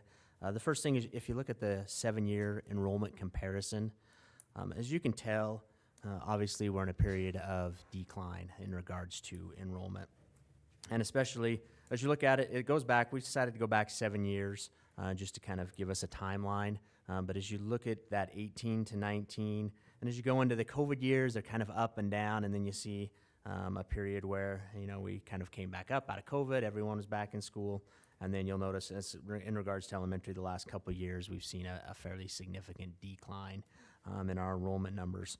Over the last 7 years, every elementary school except for Washington Elementary has had a decline. At some of those schools, there's more of a significant difference. Chubbuck, you'll notice, Lewis and Clark, Syringa, they're in the hundreds that they've declined in the last 7 years, and some of them are smaller. And this is for a variety of reasons, I think, just in terms of where we're at, other options, proximity and location as to where those schools are at. So I think there's some definite things we can look at as to why that's the case. But as you look at overall, we're down 742 learners in elementary since the 2018-2019 school year. Any questions just in regards to the overall numbers with the 7-year piece? And you can see the same trend in middle school and high school. Yeah, I just see there's less of a difference at the high school level, but still a difference.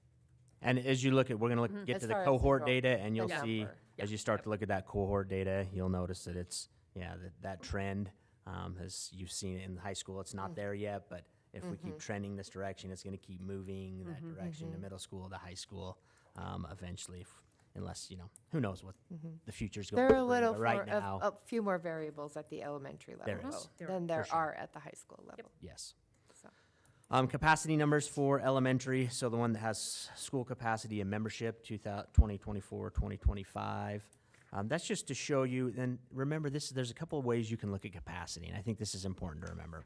One is capacity based on staffing and programs at the school. So there's that piece, because you can only have so many learners in a classroom. You can only, the secondary, provide so many, core classes or elective classes based on the teachers. And then there's the physical capacity of that actual building.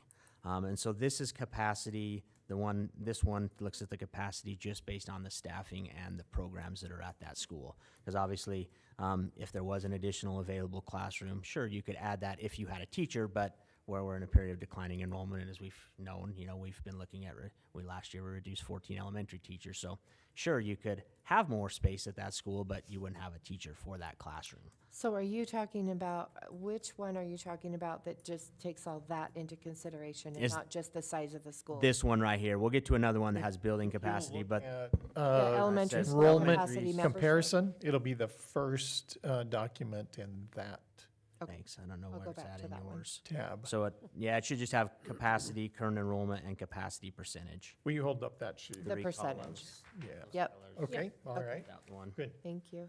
Thanks. So the capacity, as we talked about, based on staffing, these numbers do include transfers. So that's an important piece to remember. And we also have another document in here so you can see that, because that does make a significant difference in some of our schools in terms of the number of transfers in versus the number of transfers out in terms of their overall capacity. So as we looked at this, we decided to share with you the capacity. And then I think in general, a good capacity number is around 80 to 85% for a school. If you get much higher than that, then you start eliminating some of the programs and opportunities because you're needing those for classrooms. Now you have interventions and other programs that are looking for space. And so we typically look around that 80% just in terms of capacity. And as you can see on here, some of our schools are pretty close to that 80%. Some of them are below, but this also doesn't always take just into account those attendance area learners. This includes transfers as well for some of these schools. So as we start to look at this a little bit further, and we start to look at numbers, you'll see there's some differences just based on attendance and enrollment areas that we would want to take into consideration when we're looking at just pure numbers as far as possible boundaries or attendance areas. And so are you saying by that, because to me, if we're talking about boundaries, it feels like we need to be talking about the capacity of the school, how, like the 80%, you want to be at the 80%, but it actually would have to be the actual capacity of the school, not the capacity of the teachers and programs, if we're talking about boundaries. Correct. If you're talking about admittance for new students to come in, that's a different Yes. consideration. Yep. And you are correct. So just making sure as we talk about this, there are some differences when we talk about capacity and being aware as we move forward, we'll clearly identify those differences, knowing that, staff can move. Obviously, Right. that has to take place, well in Right. advance. Our buildings, facility-wise, they're not going to get any bigger or any smaller. So those differences in capacity will help guide us as we move forward and look at some of these options. Yeah. So when you're saying transfers in and transfers out, these are kids that have either moved or they're requesting a different school? So for transfers include those that have requested to attend a different school within our district boundary Okay. from one of our other schools. Sometimes I shouldn't say that. Some of them can be from out of district. There's not very many that are out of district transfers in. Most of our transfers are transfers that come from one of our elementary schools or secondary schools want to transfer to another elementary or secondary school Or charter In district or still. something. in our No. district. Okay. So We they have could several come- in secondary that come from out of district. I would say we probably have 10 or less that are out of district transfers from elementary. I don't know that number for sure. It's a low percentage in elementary, but most of them are. So when we get to that spreadsheet, I'll show you the numbers. They balance themselves out pretty close in terms of the numbers in and the numbers out. Some schools just have a little more that transfer in or have some larger numbers that transfer out. But that's just to take into consideration as we're looking at these numbers. Any questions about the capacity piece? I guess when we talk about boundaries again, I would just want to make sure that we have the numbers of the actual building capacity. Yes. Yes, And yes. so, So. because that first one I'm- isn't. So, and I'm gonna bring that up. Oh, so you have a sheet in your documents that says building capacity, I see it. but I'm gonna caution you because that is very old data. And AJ and I looked at it and went, we've had so many classrooms that have been repurposed for other things. At Irving, one of the classrooms was taken away to put walk-in freezers for the cafeteria. So we need to update. So we need to update that. So Before we even I would, touch boundaries. So I would say, if you're going to look at that sheet, please look at it like this and know that those numbers are squishy, and we need to firm those up for you. And that would be part of the committee work as Absolutely. we move forward to make sure we address that and get accurate numbers, because some classrooms have been repurposed or turned over the years, and these numbers were just put into, we added a mod. I'll give you an example. Chubbuck, we added a mod from Jefferson. As I looked at it, I don't think the mod, which has 3 classrooms, was ever taken out of Jefferson's number and included into Chubbuck's number. So that would be an example of some of those things, that these numbers have changed a little bit over time, and we just need to make sure we have accurate information. But this is just kind of a good overview for you as we get started on this process. And then the last piece that I just wanted to share with you, I guess 2 more, but in kindergarten enrollment, because this one's pretty obvious as you look at that one, the 7-year. We were close, 18-19 school year. We're around 900 kindergartners. The last 2 years, we've been down around the 730 number as far as our kindergarten enrollment piece. So there's definitely, for various reasons, fewer kindergarten learners that are registering and attending our schools. Can I ask you a question on Go that? ahead, Megan. Do you have any learners that come in for first grade that never did kindergarten? A few. Not a lot. I would say 5 or less? yes. Okay. Very few that don't attend kindergarten. And then the last one, it just goes into that transfer, the one that says the 7-year transfer comparison. It shows you the number of transfers that were approved, which is the transfers into that school. The transfers out were transfers to a different elementary school, and then those that were denied for more than likely because they didn't have capacity in that building at the time. So as you can see, those numbers pretty well balance themselves out as far as, 420 this year, 420 transfers were approved, 400 in, 410 were approved out. So those numbers balance out, but you can see by school that they're a little different. For example, Ellis, they take in a large number of transfers in, and they don't have as many transferring out. So that impacts, that's why I was saying with that building capacity, it impacts their numbers to where those aren't all from their attendance area. So as we start to look at that information, we'll be very clear in identifying, numbers within those attendance areas specifically, not just the transfers in and out piece, or their current enrollment numbers, I guess is a better way to look at it. And then as you can see, transfers over the last couple of years have gone up just in terms of the number of transfer requests. We're around 300, and now we're up to about 420 transfer requests. So they are having or requesting more transfers than they used to 7 years ago. Any elementary questions as you looked at that data?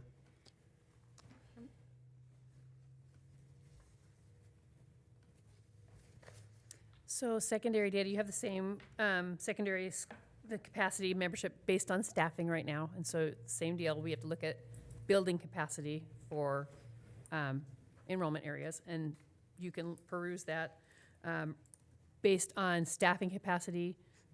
High schools and middle schools run between 89% full and 102% full. So Based on staff. based on staff. So now on the secondary membership school capacity, it doesn't show Pocatello's Capacity? spaces. I'm not Oh, sure because which it's way at to- 101%, never mind. Yes, Never mind. correct. So, yeah, they have no room for anybody to transfer in currently. So, and then I can give you, like I said, you have the transfers for the last 7 years, and it ranges anywhere between 180 in high school to 292 asking for transfers, and it varies every year. Depending on how full the schools are, this year I could okay any transfer to any of our high schools until about May 15th. And then from then on, Pocatello and Highland High School were full, and I couldn't do any more transfers for them, so. What does that process look like? Is it just a, They fill out a form online, and it's before February 1st. It's considered open enrollment from the state. It's actually considered open enrollment all now, but we can rearrange staffing before that time. And so we pretty much anything before February 1st, we can okay. We have to look at programs, special ed programs in particular. We can't overload one for the other, so we look at those. And then it's staff members, children are get a head start on that one. And then anybody who has siblings in the building. And then it's first come, first serve. and we have to check, we have a couple of reasons that we deny transfers. If there's severe behavior issues or severe attendance issues, we can deny transfers and say you have to be successful at your own boundary school first, and then we'll look at a transfer for you. And then I assume, aren't there sports? There are sports regulations and rules, and they have to follow IHSAA's Okay. regulations. And when we approve a transfer, we tell them if it's after ninth grade, starting in ninth grade, it's a clean slate. But once they start ninth grade, they start their cohort and they start their eligibility, and then it's IHSAA rules, and they have to work with the athletic director. Gotcha. Okay, thank you. Okay? Mrs. Pettit, in Yep. years past, what did that date look like? You said this year went clear through May 15th. That was something a little unusual, wasn't it? Yes, no, usually right between April 15th and May 1st, Okay. we can do transfers pretty much till then. And has that been in recent years? Let's look back, say, so- 4 years ago. So 3 or 4 years. Would you say? Yeah. it- So They weren't even available, but just because, 2018, we had 135 students ask. That was the first year of our new boundaries. And then the following year, we had 147. And then 2020, 21 is 124.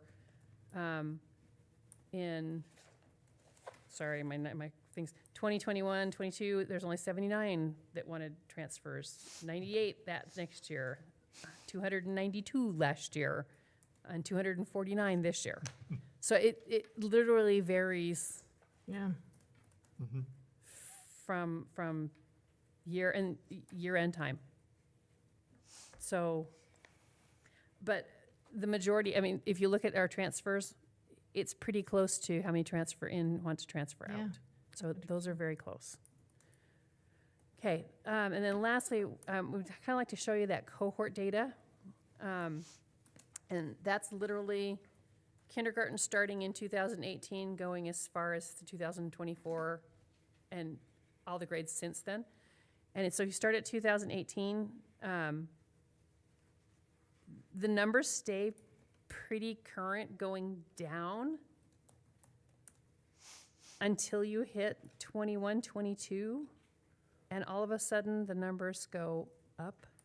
And we had COVID, we were in school, and our surrounding states were out of school. We had a number of people move in at Or that neighbors, time. my neighbors. Move in at Child that came time To live with them. to, so that kids could be in school. And then, and this is theory, and so, and now that COVID's over and other schools are back in, some of them are going back out again. So it's interesting data, and we need to dig into it some more. We can look at when some of our charter schools opened different programs and what happened to our numbers the following couple of years. But overall, I mean, incoming ninth grade, in 2018 was 129, and leaving was 906. So what happened to those 300 kids between ninth grade and 12th grade? Did they move out of our area? Did they graduate early? That's the questions we just have to start asking ourselves. And like I said, how many kindergartners started and how many kindergartners finished? If you look at 2019 and you go to fifth grade, you started with 884, you end fifth grade with 878. That's a pretty good hold once they start. But over the years, the number of kindergartners starting is getting less and less and less and less and less. So are people having less kids in their family? Are we not having as big of families in our area? And we just need to work on figuring that out. So Graduate students, sociology. there you go. And then, like I said, we need to look at using our buildings in the best possible way we can. And so we're going to be. So I know Connor opened up like another set of classes this year. For middle school, right? Are you talking about middle school? They added a third class to most of the Last elementary year. Last that year. was- and elementary. yes. Yeah, I would too. just They like to did. see how that correlates to this. It had an impact, especially in those schools that are out in that geographic area significantly.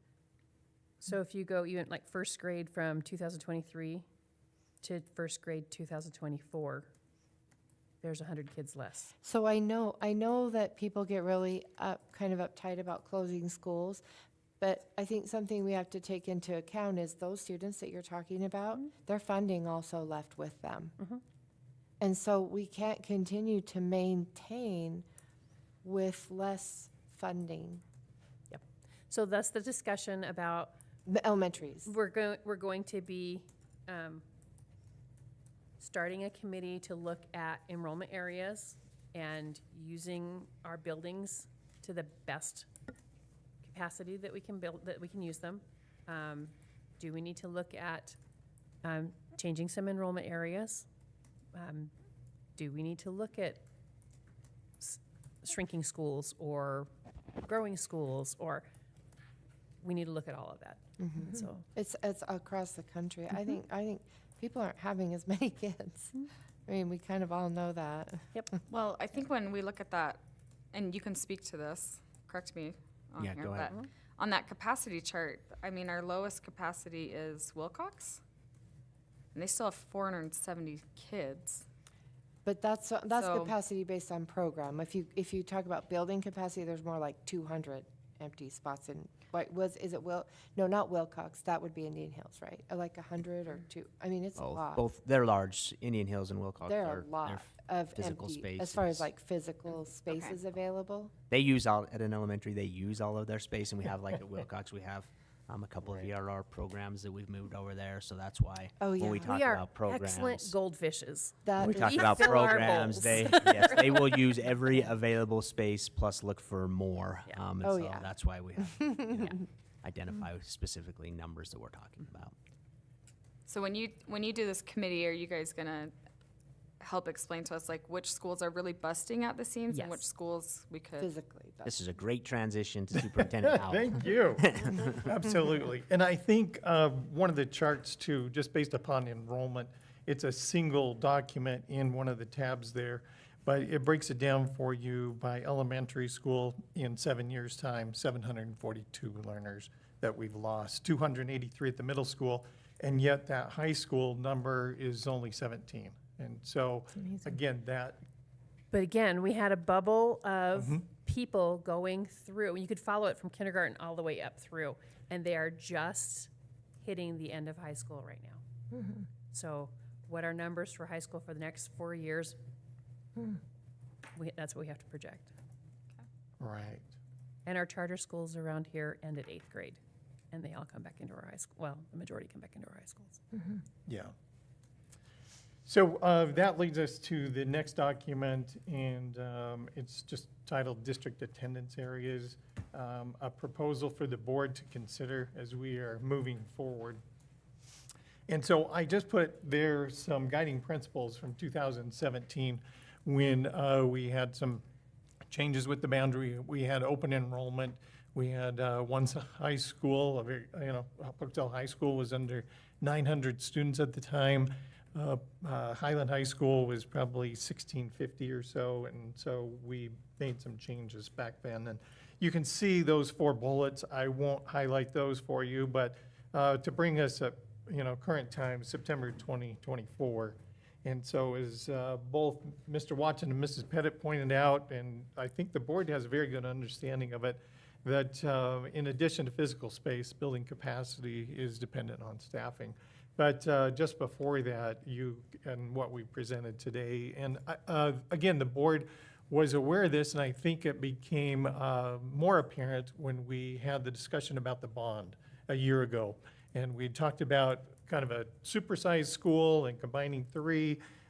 We talked about, do we have enough learners in each building to maintain all of those buildings? And so, again, being fiscally responsible, we wanted to get this early and start having these discussions, because if we do need to make some changes, we need to have, much like the cell phone policy, an opportunity to talk about the why, to include our community members as part of these discussions. And so that's where we are essentially today.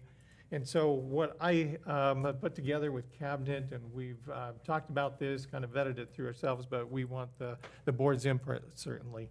And so 2 subcommittees essentially is what our proposal is, secondary and then elementary, led by the respective directors.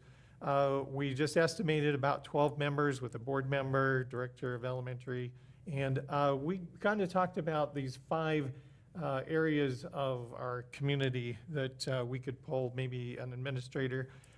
Just by default even, Mr. Watson has his different committees, and one of them in regard to attendance zones, he has 3 administrators that are already kind of have been talking about this a little bit last year when we could see that our enrollment was on the decline.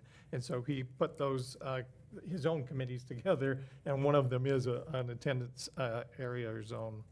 And so we could utilize at least those 3. Again, the proposal just says 5, 1 from each area as well as 1 community member. Secondary looks very similar, but rather than an area of our community, it would just be based upon each school and a board member and director of secondary ed. We took this a little bit, kind of modifying our textbook committee, adoption committee, and in the sense that we send out an Infinite Campus message to all parents, inviting them to enter a random drawing. I know in that aspect, it was not random, but the board selected. So we had talked about that, but I think the interest that you would have generated for maybe this kind of a committee, and we want the committee to be manageable, because if you get too many cooks in the kitchen, so to speak, then you start to have so many sidebars and so many varied opinions that maybe we don't land on a couple of options for the board to consider, because it goes in so many directions. So, and then we would be able to utilize those folks later in some of our focus groups. And then subcommittees meet and review relevant information and data. We have probably overwhelmed the board today with data, but we wanted to get all of that in front of you, and I'm sure there's plenty more. But as we sifted through the data and some of the questions that we had, how can we best answer those? And so we tried to provide you some numbers to kind of get you started in thinking about this, just as we have been. Next up, those committee representatives will meet and discuss, share information, whether it's the 2 subcommittees or representatives of those committees. That's just kind of up for grabs. And then bring some recommendations to the board to first consider, perhaps. And then we roll this out for community input, and Mrs. Fisher is going to give you kind of a timeline or an overview. You've probably already seen that month to month, what we can do to get community input coming back to the board. And then public hearings, as we had in the past, and then those focus group public hearing information being presented to the board for maybe a recommendation with a couple of options or multiple options. We'll just see how it teases itself out. One other piece of, well, no, I guess we can talk about details later. Never mind. Okay, all right. Or welcome for your input, really. I mean, it's probably, and we can discuss it, we'll just put it on the agenda even for next week. If you want to process a little bit of this and some of the information, we can address it next week, and then, yeah, in the coming weeks. But, yeah. Deanna, go ahead and share. Oh, no, it's okay. We can talk about it later. Okay. Mrs. Fisher, if you'll review the timeline that we put together. And So anytime we start having preliminary discussion, my mind immediately goes to communications plan and how do we engage the community in these discussions and gather that input and also make those informed decisions that, providing you that data while maintaining transparency. That transparency is very important as we move through this process and communicating that up front. So I suggested that we come up with just a really basic schematic timeline for what that would look like. And this is based on 7 months. This should have draft marked all over it. It is definitely subject to revision. I know it will be revised. Just keep that in mind moving forward. I just like to work backwards And so when we were talking about a 5-month plan versus a 7-month plan, we opted for the 7-month plan, giving if we were going to make these changes to implement next year, that would be a March decision where we're implementing the decision that you make as a board. So just keep that in mind, that that's how this was built. So September, we've already been doing this. This is the preparation, this is the awareness, this is the data gathering. The putting the committee together and establishing those with zonal representation. October would be that initial communication. You all as a board need to have the opportunity to discuss this amongst yourselves, provide that input and guidance for where we go further, and then plan for that engagement. So that's what October would look like. November would be that first opportunity for community engagement, working with that committee. That committee would then maybe draft that first proposal for you as a board to look at, provide guidance, then take that out to the community through some sort of feedback mechanism. December would be the analysis and the proposal refinement. So you're continuing those committee workshops, you're synthesizing community input, and you're refining that proposal, you're providing that direction as a board to administration and the committee through the work session and board meetings.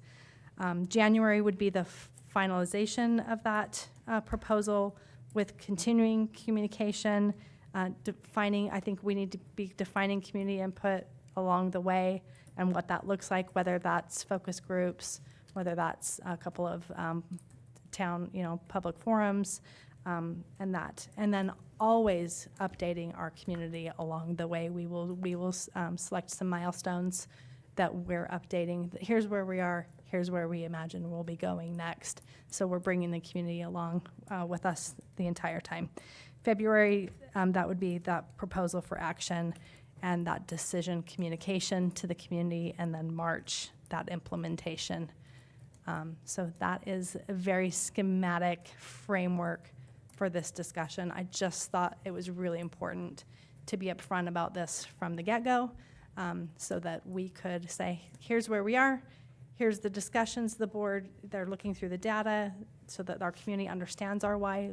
Starting with the why is very, very important, and then just bringing the community along. So that is that. Thank you. Awesome. Just writing notes of ideas. Please do, and provide us some feedback and be ready to Well, give us some one thing that direction. I do, that just comes to my mind is when you say a committee that is made up of these different people with parents, it almost feels like we should do that committee without parents to really have a good, get a knowledge, get facts and a lot of information together. And then when we do a committee with the parents, it's the same committee, but it would just be with or without parents, It feels like we need to have quite a few parents, but it can be in the form of, okay, you've been selected to be on this committee. We would like your feedback via email first, so that we can then look at it and it won't be chaos, because, that kind of a thing, where it's more ability to really get information, but in a really more concise, focused way. Okay. If they have to write an email, it's not gonna be the same as, I think that it would probably be good information, more concise, that we can then process and then also have the meetings with the parents too, but just kind of get that guidance. When you just put it out to all the parents, I think that a lot of parents feel like, well, they're not gonna read my email. But if you say you've been selected, will you give your feedback? I think they would. Well, we talked about a representative from the Each zone. PTO or the PACs, someone who's already vested into this kind of, the school process a little bit, because I think that's important, or it was, but then do we just go random draw? So that part's all up in the air for your guidance, really. Oh, yeah, We for would sure. love to know what you're thinking. Yeah, I don't know if I would delineate if you're a member of the well, I mean, you could, but, because some parents work full-time, and it's not because they aren't involved, it's just because due to their schedule, they can't go to Yeah, those see, that's what I mean. meetings at You 1 can o'clock talk in at the both afternoon. sides, so maybe that's where the random Yeah, draw comes and in. in my But- experience, it's about 5 people, whenever I've been Yeah. 5 to 8, and so that's not really representative. Yeah, And that's one of the challenges with this whole process. You need to have the time and space with your administration and the people who have boots on the ground, who understand this issue and understand the data, be able to work through that together and make some recommendations. But it's also really critical that we get parent voice as soon as possible. Yeah, and that's why I was saying to have more parents that are chosen, like 25. Because if we have a lot of input but they're having to do it via email, we want all of you to respond. Here's another question, a follow-up question, please respond. Or, we can get that input in kind of more of an organized way, maybe. But it's more representative because it's bigger. Then if you have a committee that's meeting, it's not really feasible to have 25 parents. yeah, maybe the board could just generate some ideas Do you and know what, bring us some. like, what I'm saying is? Yeah, yeah, there's. Maybe there's a committee that's definitely different, that's a more representative consideration. of the whole Sure. group, but you've been selected to submit your opinion, will you please? Yeah. And it looks like Ms. Clark's wheels are just turning over there, Well, they're so. turning because I'm sorry, I can't follow what you're. Oh. Only because To I solicit the heard you asked input? for no parents and then lots of parents. and so No. I'm not understanding No, what you're asking or what you're So- proposing. as far as steps. Yeah.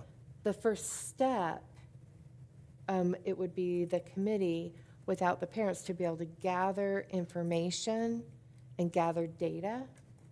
Which I think would And include then- soliciting parents' feedback and unlimited. then- And right? then, Just- to present that information Anyway, to yes, maybe. the parents. Kind of like what- Maybe kind I of like could what- propose a homework assignment. Right, well, Yeah, that's what I'm if saying, you just would- like what you Uh-huh. as a district did. Yeah. You kind of met together, you got a lot of data prepared to present Uh-huh, before we started to be. okay.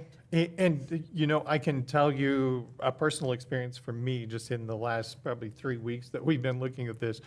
I was going into this thinking, okay, it's going to be K-12 for sure. And then when I started looking at these numbers rolling in, I'm thinking, I don't even know if high school, where we're going to land on that, because, and even elementary, transfers in equal transfers out, but yet our numbers continue to go down, and as we've declined, it's like, okay. And so a number of questions, I have more questions than I have answers, and so. That's how I Yeah. felt. That's how I felt when I thought, Right. maybe we need to have a minute to be able to process Yeah. some of this before we then present it. And then when Sue said I was able to authorize transfer requests clear through the middle of May, that to me was almost unheard of, because, typically we've had, just call it, kind of closed the boundaries when we met our capacity, and yet we were going another 3 or 4 months after February deadline to approve those. And so, our schools still have the flexibility, but yet we know from experience too that maybe our activities or our athletics are being affected to some degree. And so does that play into it? And anyway, a lot more questions, I think, than answers right now. As far as that would be divisions. Sure. So we need to look at what are the division sizes statewide? What is a 6A? What is a 5A? What is a 4A? And then make sure that our numbers in each of those There you go. are, Right. are within Yeah, and that's going to be, kind of like the rest of what the state is. yeah, okay. Anyway, All right. Good, so for next week, if you want to bring some ideas to run past one another and give us some direction, we could maybe formalize this or at least tighten it up, and then if we need a special meeting to do another round, we could do that, but just, again, not that this timeline has to be in effect, but as Courtney said, we're working backward. And if we want to have something in place for next year, because those numbers are a little bit, they surprised me at our elementary reductions this year. And we did not fill 14 positions, but based upon our numbers now, our units are going to be down next year. And Madam Chair, you mentioned that earlier. Which means I our mean, funding. yeah, exactly. down. And so we want to make sure that we're doing everything we can to be proactive in the right way and have the input from our community to make sure that this rolls out, you know, as best it can. It will never please everyone, we know that. But how can we meet the expectations or the guiding principles or the why and still maintain all the offerings that we have in our district? So I So assume, just, oh, go ahead. so I assume part of the data you have the ability to pull is where these students are when you're looking at a map. Absolutely. Correct, We yeah. have I a mean, you've got GIS those kind of- program. Mhm. Yeah. So And- the question that well, just to clarify, when I talked about committee without parents and with parents, I looked at the idea of a committee with one parent, and that's not representative, obviously. So my suggestion has to do with allowing a lot more parents to be involved. So that's where I was going with that. I wasn't going to a place of, let's not have parents, just to clarify. I wanted a mechanism where maybe even like 25 to 25 parents were, you're part of the email portion of our input. Will you please, answer these questions? And then you are part of the people that are going to meet together. I think- And just so that they know, the people that are part of the email part, you can contact any of these 5 parents. They've agreed to be kind of a representative, and you can contact them because then they would take your information to the meeting. Because obviously, we can't have a whole bunch of parents there, but I just want a lot of representation. The I other think that's issue where we you can have- get the focus groups Yeah. involved. I think if you take the Highland Committee, I think that was really successful because you had those parents that were representative of different areas. And I think that worked really well. And I think getting those people involved, because then they understand the why and they're ambassadors helping the community and helping their zones understand on our behalf. So that's why I would encourage kind of that framework. And then really formulating those focus groups so that we're inviting people in to comment. We're looking at proposals early in the process so that we can get that feedback. So it doesn't feel like, oh, the district had their internal committee and then they brought it to us. They already had the. Or there's only one the parent. plan, right. Representing like 1,000. But how we did the Highland Committee is we established a committee that chose the parents. The committee that chose the parents. Right, but they were was still represented. representative. Yeah, of- the committee that chose the parents were representative of all aspects of Right. the school. And so if we could do something like that. Yeah, what was the ratio for the Highland Committee? Was it like district There was, employee, staff people to parent volunteer? Was it 1-to-1? Was it? oh, no. It was, I don't remember how many district, but we had 2 Highland administrators, 2 coaches, 4 parents, Community members. 2 board members, and then 2 parents, 2 community members. Was it 2 or 3? I 3. think it was Oh, 3. 3 of each. Because we had Michelle, Akila, And And- Aaron. Well, we had, Aaron. oh, there were 4 then, 4 parents. Oh, No, Aaron was a community no, I member. think it was 3 and 3 because Okay, 3 and 3. he fell under community. Right, that's right, That you're talking about. right. Because he applied as a community member. So, yeah, so we let him be one of the community members. So But there were anyway, 6 all. I think another question I have is what will, I mean, and I know that the district policies changed dramatically in 2017, and, the whole issue of the boundary changes went over like a lead balloon for some. It was very controversial. You're not envisioning that that's what we're encountering this time? I mean, what's going to make this time different? That's what the plan is built on, lessons learned, and you'll see that even in March, we're gonna reflect, every time we do something like this and make these major decisions, there are lessons learned through the process. I hope in building the timeline and through the guiding principles and all of that, that we're working on lessons learned from last time moving forward, getting that community involvement really early on in the process. and a lot of it, not, yeah. I think the But other I'll thing- tell you, go ahead. Oh, sure. The duration of time, because the open enrollment attendance areas were to, in essence, that was to build the population at Century High School when they were at 400 or 500. And so not having touched that for 17 or 18 years, that was not probably, that did not Kept- serve that our played purposes into it. well. Yeah, I know what created the controversy as a parent, because I was a parent during that time, and that was the aspect of closing the boundaries at the same time as doing the boundaries. changes. That was the most Yeah, I controversial think those two part. coupled Right. together. Yeah, because Okay. instead of, you can still go to a school if you want If there's to, room. and it changed to, you Yeah. can't, Right. unless you're in a And to the boundary. district's credit, I think that there was plenty of opportunity for community feedback. It was just the timing of those. That's where I met you. We were sitting in an Right. auditorium. Yeah, so I wasn't with the district was at that in the time auditorium. either. I was a parent looking very closely at this process and hopefully can look at that through that lens to help improve the communications standpoint. But I think there were many opportunities for public input. We just need to look at the timing of that input in the process. Right, and that auditorium full of parents, hopefully, we don't have that if we do like maybe 25 parents are emailing, and then, I don't know.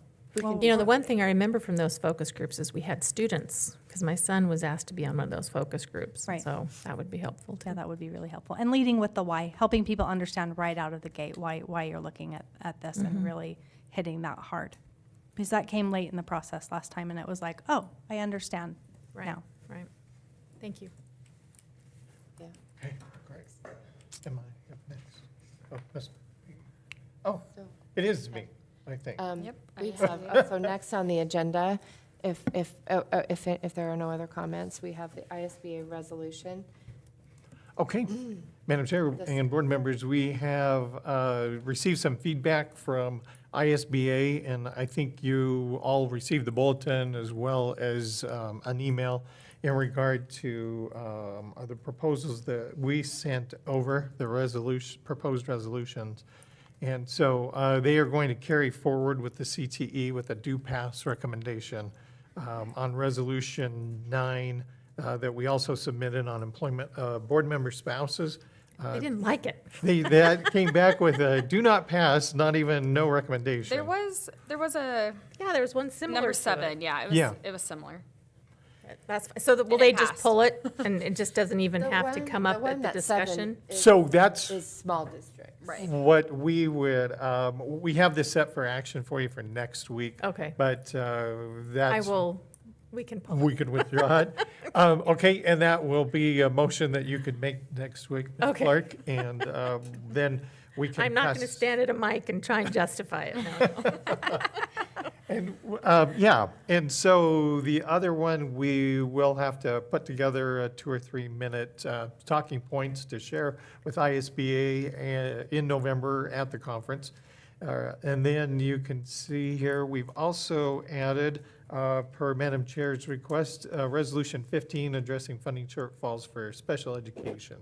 So I asked when I saw Cassia County had proposed this, addressing the funding shortfalls, I had talked with, I talked about this and how when we changed from ADA, when we changed from enrollment to ADA, that it was, I think it was, how much did we lose in special ed? Now I can't remember the number.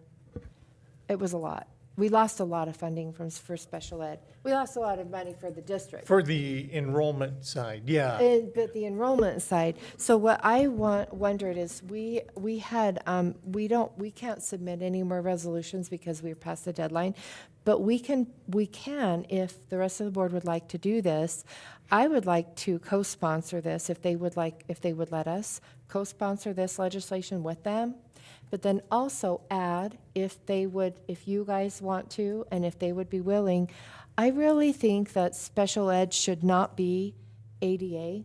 They should be one aspect of the school population that is not based on attendance. They have just a very different set of circumstances and needs. There's therapies, there's sicknesses, there are extenuating circumstances You want to comment? in So- that Then I'll pick it up. population that I'm wondering if we can piggyback on this legislation and not just say, ask for more money, but give them a way to give us more money. And that is, will you just base this on enrollment instead of attendance? Because there are so many services that are so specific to IEPs and to each special in need that have to be there, that don't necessarily apply to general education, but they do apply to the special needs So students. You'll get a lot of kids in special education that will have IEPs or 504 plans Right. that exempt them from an attendance. So I think that would take care of it itself, right? Yeah, and if I may, so Cassia County is the area in which our superintendent of public instruction lives, Debbie Critchfield. Oh, uh-huh. And so she I knows think this aligns with her platform of a new funding formula, which Oh, brings in that very thing. Oh, Is it's a good. special funding formula. In fact, I think it's, I don't know if anybody can corroborate me, but it's, say it was $1,000 per student, then the factor might be 2 times as much. Oh, I Or see. on ELL, the other one. And she actually proposed this last year, and Uh-huh. it didn't even get off the ground. So she said she's going to let a couple of the other things go this year and really address this need in the funding formula. Uh-huh. So it didn't really specifically say anything about the funding formula in this resolution. Yeah, it does not. And I think And that's so- where it's going to be picked up, partnered with the superintendent's legislative proposal, which may come through a representative in Cassia County, for example. Oh, I see. Yeah, so I think it's So- more to get kind of partnered up with ISBA, Superintendent of Public Instruction, maybe a lead from Senate or House, and then Mm-hmm. try to get this thing moving this year. So would you guys like to ask if they would be willing for us to co-sponsor that? Is that? Is it okay to talk about it now, or you want to wait for an action item next week? I was gonna say, probably that discussion on where you guys stand, we can do next week. Okay. But Oh, I okay. think that as long as everybody's good with me putting it on the agenda next week, that will Yes, cover where we're at. Okay? Yeah, that would be great. I'm good with that. Okay, is there anything else with the ISBA resolutions that we need to discuss? Next on the agenda is a proposed pay manual revisions. Good evening, Board. This is our, we do it once a year. Sometimes we don't do it every year, but we've made some changes there to the pay manual. The summary is in the first page regarding some insurance, updated per-se rates, and then align some verbiage with the negotiated agreement and updating some employee changes there to finish. It looks to me like you're just kind of aligning it with private insurance that we had versus our new insurance through the state. Is that right? You know, the wellness plan, you know, Correct. getting that out. Correct. and To be just all honest the with you, Okay. we had started a few of the changes last year, and that's when Carl passed away, and he had always updated this. So we missed the year where we were in the insurance policy for the first time. So we were able, so we've changed over to Regents as well, and so they do a couple things different. So you can tell those are the main changes. The only one that I would just have you take a quick look at is the on the bottom part on page 46, principals and supervisors now submit payroll data rather than secretaries. That's just dealing with Skyward and just their time tracking and how we are working through that in our new system. Otherwise, the rest of them are truly just updating numbers and our Regents policy in comparison. Thank you. So that'll be Any other questions? for action next week. Okay. You guys So have I any guess other the only questions? question I have, so now no wellness program, huh? Is there, are you Well, looking at it's just something? required by Pacific Source before. Oh. Correct. Pacific Source, Then we they used to gave have benefits. 5 components that our staff did, and that there were, and then that kind of gave them. It was one of those kinds of things where Pacific Source had worked with us, and so we would do some wellness incentives, which we still try and do on our own. You know, like we'll send out like a challenge for a month, like a heart challenge in February or those kinds of things. But the wellness program, the state of Idaho's program still has a wellness program. It's just incorporated on their website, and the staff does it more as a state program rather than a district program. Gotcha, okay. And I guess with our previous insurance, we could actually get something for them doing some wellness screenings and things like that. We would get Correct, discounts. correct. That's correct. So are we going to move on to Highland? Is that right? Or is there any other questions or? I'm ready to move if you are. Okay, so next is Highland update. Okay. Again, brief Highland update. The asbestos abatement is done in the part that we're going to demo. We're still waiting on the air quality test results. Anticipate those should come back quickly, fairly soon, and be clear for us to start the next phase, which would be part of the utilities, moving some of those utilities, and then starting the demo process. So the asbestos is cleared, we're cleared. Correct. That has all been abated. They still have to just wait back for some testing. Even for the, okay, for all of it, okay. For the part that is being demoed. Yep. We do have we've set up a bi-weekly OAC meeting during this demo phase. Will you remind the board OAC? Yeah, owner, architect, contractor. And so I set actually meeting invites during this meeting to two board members and Dr. Howell as well. If you'd like to attend those meetings, one is on a Zoom or a Google Meets. The other one is on the on-site. Oh, the ones you just barely sent during our meeting? The one I just barely sent during the Okay. meeting because I realized I hadn't done that yet. I did. saw you back there. Yep, I was one of the things I was doing. Yep, and invited Ms. Pettit as well. So, anyway, those again, just if you'd like to, it's more of a coordination meeting, just to make sure we're all on the same page. We schedules and just a lot of workers there. Again, safety. We've already had a great safety conversation regarding the bus drop off. The buses, but that will be an integral part of our OAC meetings to make sure, we continue that safety, and of course we handle any, which we don't anticipate having any incidences, but we've got updated the Highland administration as well to watch. How's the parking lot So- going? Yeah, how is the parent and the parking? As far as I know, it's fairly good. From whose perspective? Great. But And like, the how lines. many wrecks? Any problems? I drove by it the other day. It looked Did you?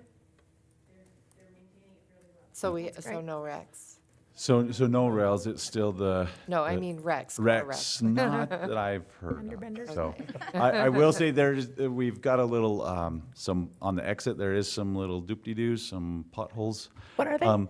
I call them doop-de-doos. Is that a technical term? And we think it's just the students trying to get Peel in out. line. Yeah, not on purpose necessarily, but they're peeling out and kind of just making little holes there. So Dip-de-doos. So we Dip-de-doos. maybe we might need to pave just a teeny square? That is correct. That is actually what Brian and is going to get a quote for us, just to give us a little bit. So if they They have a smooth entrance onto correct. the street. correct, yeah, it's an exit there. So Great. again, our architects are working diligently. Again, these drawings are getting more and more refined and so forth. I just to give a heads up that again they're looking at maybe that first week in October to have some interior options, which we'll have a committee and get those. And again, Deanna and Heather would be part of that if you'd like to be.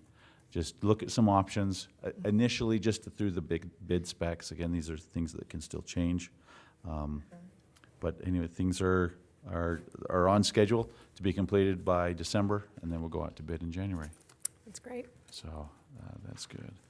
The next one is PV Tech. Again, we have. Can I ask one? Please. If we could talk, how about the funding? I mean, when does, Oh, actually, and thank you. Thank you. Excellent question. what's that? We meant to give an update. Yes, thank you very much for that. Yes, we are. 10-year facility plan was successfully Oh, great. submitted, is presented. submitted, okay. And approved. Oh, okay, better. Approved, yep, we got the list. That's kind of a big deal. It is a big deal, thank you. Again, I was sorry I missed that. Approved on the 26th, so just the week, a couple days after that last board meeting. Great. And so they're still on schedule to sell the state is to sell some bonds, such here in the next month, so that we anticipate our first payment will be the first part of October. Gotcha. Wow. Okay. Have we had to pay anything ourselves? So we've paid architect fees. Architect, okay. Yep, yep. And so we'll cover that through the insurance. Sure. So we know we won't get the full amount, but we anticipate it should be a fairly large amount, and we can talk about it probably in October. Should have it by that October work session. Have we paid the full fee for the architect? Oh, no. Oh. No. Thank you. Yeah, oh heavens, no. I No, just they'll, panicked a little. it's progressive. Yeah, it's progress billing. I wouldn't think that you would have. No. Yeah, progress billing. Very good. I did also want to update, kind of, since we're talking about funding. If you remember, this is the School Modernization Fund. This is money that we get from the state that we have to apply against our levy or our bond, which don't have. So we apply that to the levy. Last year was a little over $4 million. We were told, and we reported to you, that it was going to be a little bit less, about 3.3. We were surprised and happy for our taxpayers. It actually came back $6.1 million. So out of, rather than asking for 8.25 million, we were able to reduce that amount by the 6.1 million. So that'll be a tax savings to our taxpayers. That's great. And each year, we won't be able to say, we can That just is say correct. that. on the- We had I no understand. idea in those projections, what we And were I guess told. it could have gone down. Yeah, 43.7, 43.9 on this modernization fund, and then carrying forward the school facilities fund Correct. was going to be 3.3 million, and so 6.1, Yes, you're correct. 6.1 is what we Crazy number. received. Wow. But- That's so yeah, good. So well it's- received, for sure. Correct, and it's just a pass, we apply it against our supplemental levy account line, and then we reduce that amount on the L2, that's the request to the county to assess the tax to our taxpayers. So, That's great. yeah, so that is some great news, so anyway, thank you. Any other great questions? Thank you for that, sorry I missed that section there. Again, PV Tech, we are right at 3 weeks until our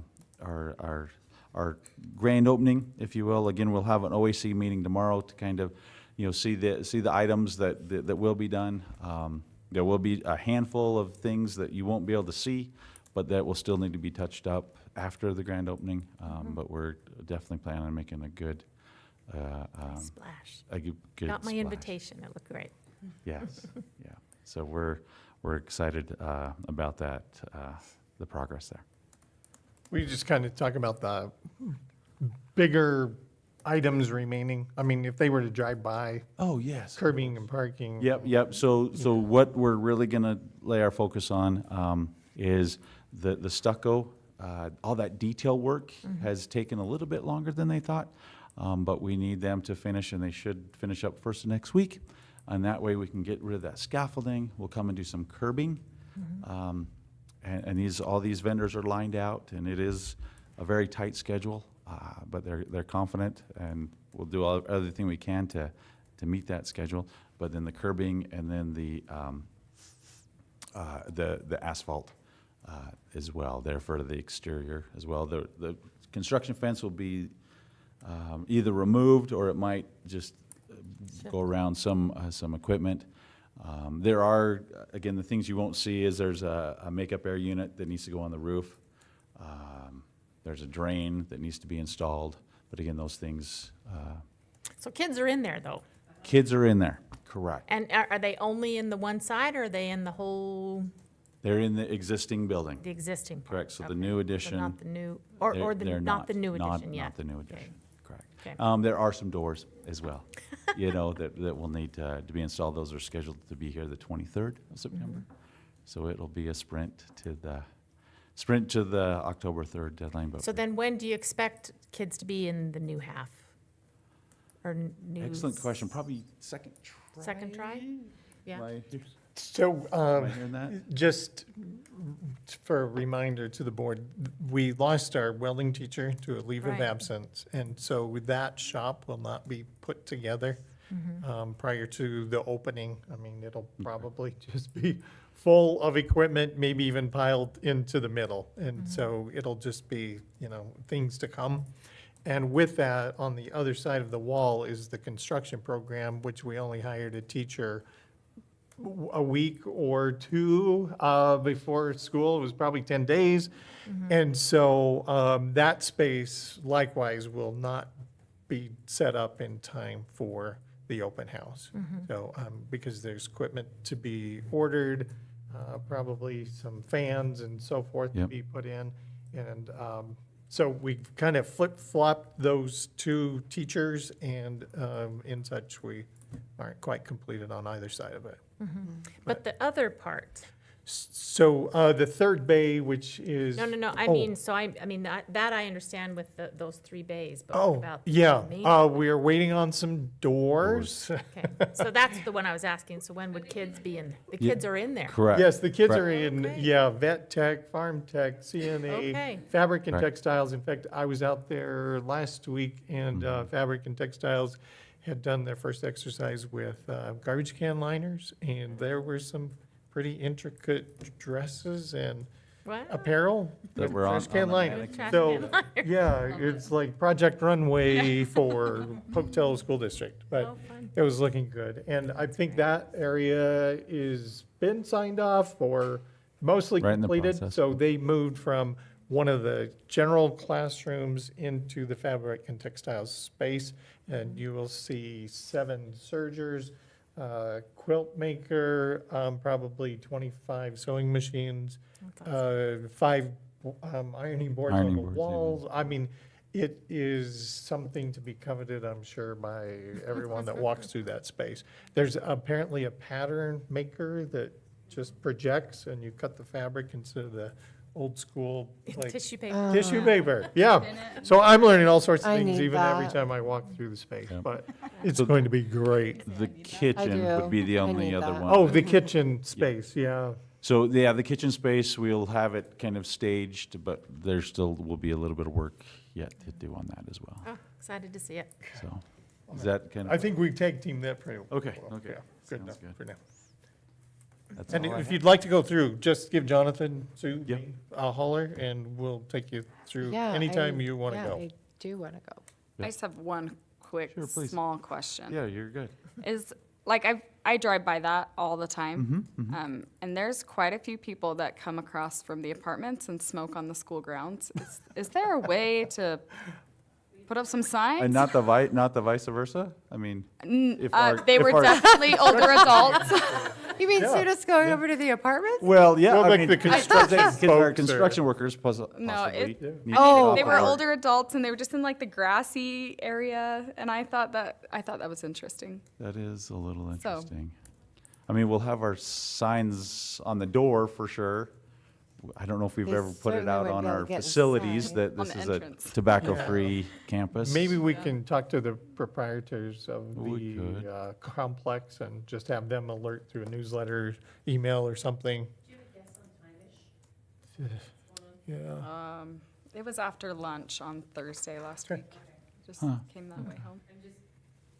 Part of that parking lot is leased by INL. Correct. Okay. And all their workers get back at a specific time. but probably not. Isn't that at like Yeah. There 5? Yeah, there was should no be. cars in the area. It was just a couple of random okay. adults. I'll be darned. So- Okay. No, thanks for alerting us. We'll keep our That's funny. an eye open there. Yeah. It's interesting. Okay, that's all. Okay. We don't have any public or written comment that I know of. Is there anything else that we need to talk about? If there's nothing else, then I move that we adjourn. Second. Is there a second? Okay.